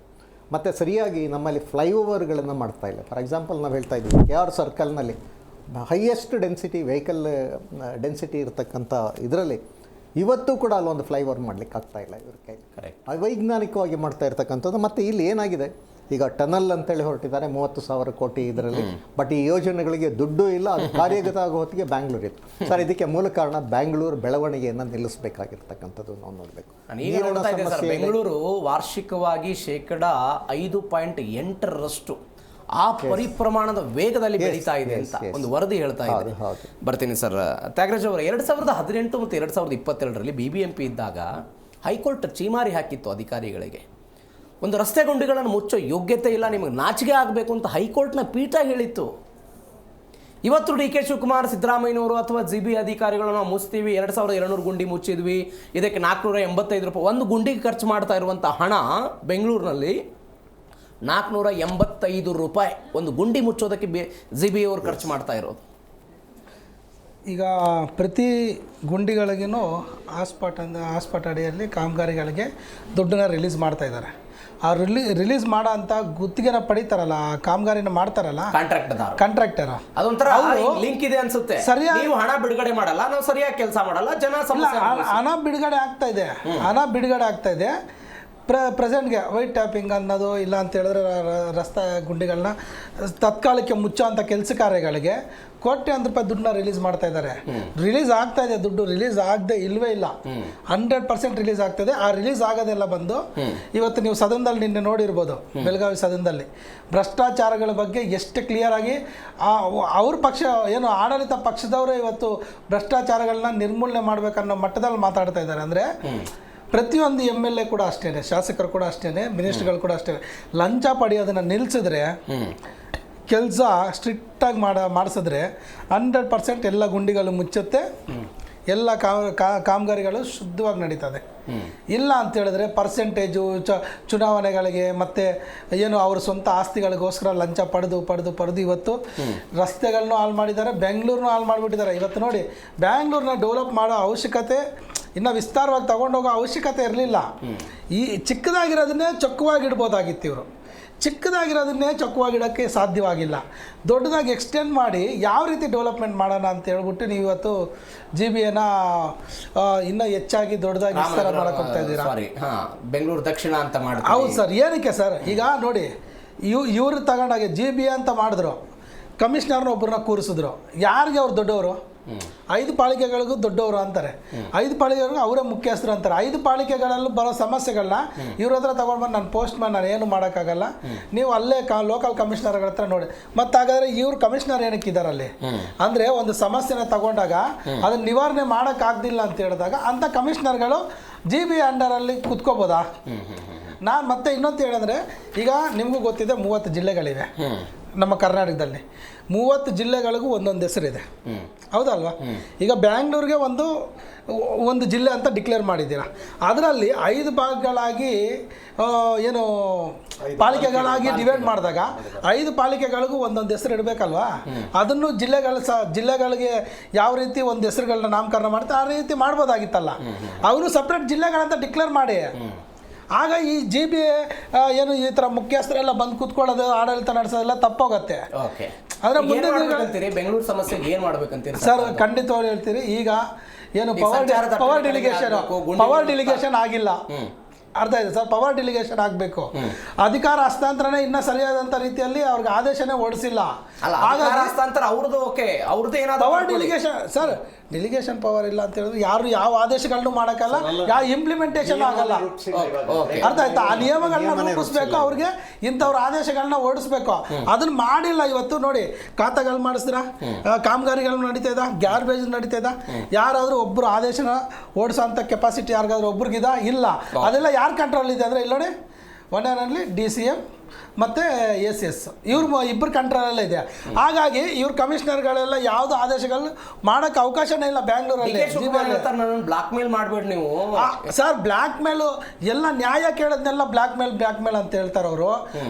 100% ಕಮರ್ಷಿಯಲ್ ಇದೆ ಬೆಂಗಳೂರಲ್ಲಿ. DK ಶಿವಕುಮಾರ್ ಅವರು 100% ಕಮರ್ಷಿಯಲ್ ಆಗಿ ಹೋಗ್ತಾ ಇದ್ದಾರೆ, 100% ವ್ಯಾಪಾರನೇ ಮಾಡ್ತಾ ಇದ್ದಾರೆ ಹೊರತು ಡೆವಲಪ್ಮೆಂಟ್ ಮಾಡ್ತಾ ಇಲ್ಲ. ಡೆವಲಪ್ಮೆಂಟ್ ಮಾಡಿದ್ರೆ ಜನರ ಪರವಾಗಿ ಕೆಲಸ ಮಾಡ್ತಾರೆ. ಜನರ ಪರವಾಗಿ ಕೆಲಸ ಮಾಡಿದ್ರೆ ಜನರು ತಾನಾಗಿ ಸಾರ್ವಜನಿಕರೆಲ್ಲ ಸಪೋರ್ಟ್ ಮಾಡ್ತಾರೆ. ಓಕೆ, ಓಬಳೇಶ್ ಅವರೇ, ಏನಾಗಬೇಕಂತೀರಿ? ಬೆಂಗಳೂರು ಸುಸ್ಥಿರವಾಗಿರಬೇಕು. ಬೆಂಗಳೂರಿನಲ್ಲಿ ಈ ಹಿಂದೆ 400ಕ್ಕಿಂತ ಅಧಿಕ ಕೆರೆಗಳಿದ್ವಂತೆ, ಇವತ್ತು 50-40ಕ್ಕೆ ಬಂದು ಕೆರೆಗಳ ಸಂಖ್ಯೆ ನಿಂತಿದೆ. ಬೆಂಗಳೂರಿನಲ್ಲಿ ಗಿಡಗಳು ಸಾಕಷ್ಟು ಇತ್ತು, ಇವತ್ತು ಪರಿಸರ ಎಲ್ಲವೂ ಕೂಡ ಹಾಳಾಗಿದೆ. ಇತ್ತೀಚೆಗೆ ಈ ಕಂಟೋನ್ಮೆಂಟ್ ಹತ್ತಿರದ ಒಂದು ಪರಿಸರ ವೈವಿಧ್ಯ ಪ್ರದೇಶಕ್ಕೂ ಕೂಡ ಹೈಕೋರ್ಟ್ ಚಿಮಾರಿ ಹಾಕಿದೆ. ಈ ಬೆಳವಣಿಗೆಗಳು ಬೆಂಗಳೂರಿನಲ್ಲಿ ಆಗ್ತಾ ಇದೆ. ಏನಾಗಬೇಕಂತೀರಿ? ಪರಿಹಾರ ಏನು ಸರ್? ಈಗ ನಾನು ವೈಯಕ್ತಿಕವಾಗಿ ಏನು ಹೇಳ್ತೀನಿ ಅಂದರೆ, ಹಬ್ಬ ಹರಿದಿನಗಳಲ್ಲಿ 1-2 ದಿನ ಕಂಟಿನ್ಯೂಸ್ ಗೌರ್ಮೆಂಟ್ ರಜಾ ಬಂದರೆ ಸಾಕು, ಬೆಂಗಳೂರನ್ನ ಬಿಟ್ಟು ಸುಮಾರು ಜನ ಅವ್ರವ್ರ ಊರುಗಳಿಗೆ ಹೋಗ್ಬಿಡ್ತಾರೆ. ಹೌದು. ಆವಾಗ ಮೂಲ ಕನ್ನಡಿಗರು ಯಾರು, ಮೂಲ ವಾಸಿಗರು ಯಾರು ಅಂತೇಳಿ ಅವತ್ತಿನ ಟ್ರಾಫಿಕ್ ಜಾಮ್ ಹೆಂಗಿರುತ್ತೆ ಅಂತ ಸ್ವಲ್ಪ ಎಲ್ಲ ಸರ್ವೆ ಮಾಡಿದ್ರೆ ತಮಗೆ ಗೊತ್ತಿರುತ್ತೆ. ಈಗ ಅಂದ್ರೆ ಈಗ ಹೊರಗಿನಿಂದ ಬರೋರಿಗೆ ಬರಬೇಡಿ ಅಂತ ಹೇಳ್ಬೇಕಾ? ಹೆಂಗೆ ಹೇಳೋದು ಬೇಡ ಸರ್. ನಾನೇನು ಹೇಳ್ತೀನಿ, ಇಲ್ಲಿ ವೋಟರ್ಸ್ ಅಲ್ಲದೆ ಇರೋರಿಗೆ ಸಮಸಂಖ್ಯೆ ಬೆಸ ಸಂಖ್ಯೆ ಅಂತ ವಾಹನಗಳನ್ನ ರಸ್ತೆಗೆ ಏನಾದರೂ ಬಿಟ್ಟಿದ್ದೆ ಅದಲ್ಲಿ ನಾನು ಮಾಡಿ ನೋಡಿದ್ರು ಸರ್. ಅದನ್ನ ಅದೇ ಫೇಲ್ಯೂರ್ ಹೋಗಿದೆ, ಅದು ಸಕ್ಸಸ್ ಫೇಲ್ಯೂರ್ ಆಯ್ತು, ಫೇಲ್ಯೂರ್ ಆಗಿದೆ. ಹಾಗಾಗಿ ಆ ರೀತಿ ಏನಾದರೂ ಬಿಟ್ಟಿದ್ದೆ ಆದ್ರೆ ಪ್ರಾಯೋಗಿಕವಾಗಿ ಏನಾದರೂ ಬೆಂಗಳೂರಲ್ಲಿ ಒಂದು ವ್ಯವಸ್ಥೆ ಮಾಡಿದ್ರು ಕೊರೋನಾ ಸಮಯದಲ್ಲಿ. ಕೇವಲ BMTC ಬಸ್ಗಳಿಗೆ ಹೋಗೋದಕ್ಕೆ ಮಾತ್ರ ಒಂದು ಸುಗಮ ಸಂಚಾರ ಅಂತ ಯಾವುದೋ ಪಥದ ಒಂದು ಹೆಸರನ್ನು ಇಟ್ಟು BMTC ಬಸ್, ಅದು ಕೂಡ ಫೇಲ್ ಆಯ್ತು ಬೆಂಗಳೂರಲ್ಲಿ ಸರ್. ಎಲ್ಲ ಈ ವ್ಯವಸ್ಥಿತವಾಗಿ ಮಾಡದೇ ಇರೋದ್ರಿಂದ, ಈ ಕೆಲಸ ಕಾರ್ಯಗಳೆಲ್ಲ ವ್ಯವಸ್ಥಿತವಾಗಿ ಆಡಳಿತದವರು ಮಾಡದೇ ಇರೋದ್ರಿಂದ ಈ ಸಮಸ್ಯೆಗಳು ಈ ರೀತಿ ಉಜ್ವಲ ಆಗಿದೆ. ಇನ್ನೂ ಜಾಸ್ತಿ ಆಗ್ತದೆ ಸರ್. ಸರ್ಕಾರ ಈ ಕೂಡಲೇ ಎಚ್ಚೆತ್ತುಕೊಂಡು ಒಂದು ಒಳ್ಳೆ ಪ್ಲಾನಿಂಗ್ ಹಾಕೊಂಡು ಮಾಡ್ಬೇಕು ಸರ್. ಸುಮ್ಮನೆ ರೂಢಾಗಿ ಮಾತಾಡೋದು, ಏನಾದ್ರೂ ಕೇಳಿದಾಗ ಒಬ್ಬ DCM ಸ್ಥಾನದಲ್ಲಿರೋರೆ ತಲೆನೋವೆಲ್ಲ ನನಗೆ ಬೇಡ ಅನ್ನೋದು ಸದನದಲ್ಲಿ ಹೇಳಿದ್ದಾರೆ ಸರ್. ಮತ್ತೆ ನಾನು ಘನತ್ಯಾಜ್ಯ ವಿಚಾರಕ್ಕೆ ಬರ್ತೀನಿ. ಆ ಡ್ರೈವರ್ಸ್ದು ಲೋಡರ್ಸ್ದು ನೇರ ವೇತನ ಪದ್ಧತಿಗೆ ತಗೊಳ್ಳಿ ಅಂತ ಕೇಳಿದ್ರೆ ಆ ತಲೆನೋವೇ ನಮಗೆ ಬೇಡ ಅಂತ ಸದನದ ಒಳಗಡೆ ಹೇಳಿದ್ದಾರೆ ಸರ್. CM ಅವ್ರು ಮಾತು ಕಟ್ಟಿದ್ದಾರೆ ಮೇ 1ನೇ ತಾರೀಕಿಗೆ. ರಾಹುಲ್ ಗಾಂಧಿ ಅವ್ರು ಮಾತು ಕಟ್ಟಿದ್ದಾರೆ, ಮತ್ತು ಸುರ್ಜೇವಾಲ ಅವ್ರು ಮಾತು ಕೊಟ್ಟಿದ್ದಾರೆ, ಮತ್ತು ಮಲ್ಲಿಕಾರ್ಜುನ್ ಖರ್ಗೆ ಅವ್ರು ಮಾತು ಕೊಟ್ಟಿದ್ದಾರೆ. DCM ಅವ್ರು ನಮ್ಮ ಜೊತೆ ನಾವು ಉಪವಾಸ ಸತ್ಯಾಗ್ರಹ ಕುತ್ಕೊಂಡ್ರೆ ಅಲ್ಲಿಗೆ ಬಂದು ಮಾತು ಕೊಟ್ಟಿದ್ದಾರೆ. ಅವರೆಲ್ಲರೂ ಮಾತನ್ನ ತಪ್ಪಿ ಇವತ್ತು ಗುತ್ತಿಗೆನ 7 ವರ್ಷ ಕೊಡೋಕೆ ಹೋಗ್ತಾ ಇದ್ದಾರೆ. ನಾವೇನು ಹೇಳ್ತೀರಂದರೆ ಕಸದ ಸಮಸ್ಯೆ ನಿವಾರಣೆ ಆಗಬೇಕಂದ್ರೆ ಏನು ಈಗ ಪಾಲಿಕೆಗಳು ಮಾಡಿದ್ರು 5 ಪಾಲಿಕೆಗಳು ಅವ್ರ ಅಂಡರ್ಗೆ ಬಿಟ್ಬಿಡಿ. ಅವರು ಕ್ಲಿಯರಾಗಿ ಇವಾಗ ಚಿಕ್ಕದಾಯಿತು. ಪಾಲಿಕೆಗಳು ಮಾಡಿದ್ಮೇಲೆ ಬ್ಯಾಂಗ್ಳೂರು ಸ್ವಲ್ಪ ಚಿಕ್ಕದಾಯಿತು. ಅವ್ರು ನಿರ್ವಹಿಸೋ ಕೆಪಾಸಿಟಿ ಇದೆ. ಕಂಪ್ನಿನ BSWML ಕಂಪ್ನಿನ ಕ್ಲೋಸ್ ಮಾಡಬೇಕು. ಆಗ ಕಸದ ಸಮಸ್ಯೆ ನಿವಾರಣೆ ಆಗುತ್ತೆ.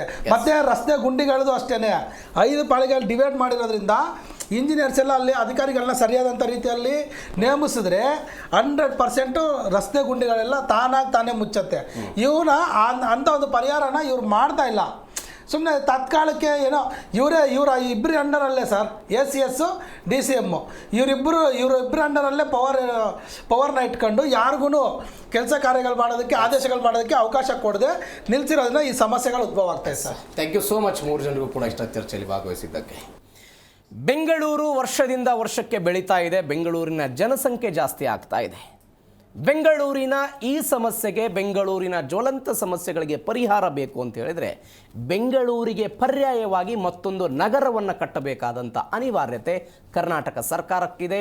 ಬೆಂಗಳೂರಿನಲ್ಲಿರುವಂಥ ಕಂಪನಿಗಳನ್ನು ಬೇರೆ ಕಡೆ ಶಿಫ್ಟ್ ಮಾಡೋದು, ಅಲ್ಲಿ ಎಂಪ್ಲಾಯ್ಮೆಂಟ್ ಅಪಾರ್ಚುನಿಟಿಗಳನ್ನು ಕ್ರಿಯೇಟ್ ಮಾಡೋದು, ಮೂಲಭೂತ ಸೌಕರ್ಯಗಳನ್ನು ಅಲ್ಲಿ ಕೊಟ್ಟರೆ ಮಾತ್ರ ಈ ಸಮಸ್ಯೆಗಳಿಗೆ ಒಂದು ಪರಿಹಾರ ಸಿಗ್ಬೋದು. ಇದರೊಂದಿಗೆ ಇವತ್ತಿನ ಮೆಗಾ ಸುದ್ದಿಯನ್ನು ಮುಗಿಸ್ತಾ ಇದ್ದೀನಿ. ನೋಡ್ತಾ ಇರಿ ಜೀ ಕನ್ನಡ ನ್ಯೂಸ್, ಸತ್ಯವೇ ಸುದ್ದಿಯ ಜೀವಾಳ.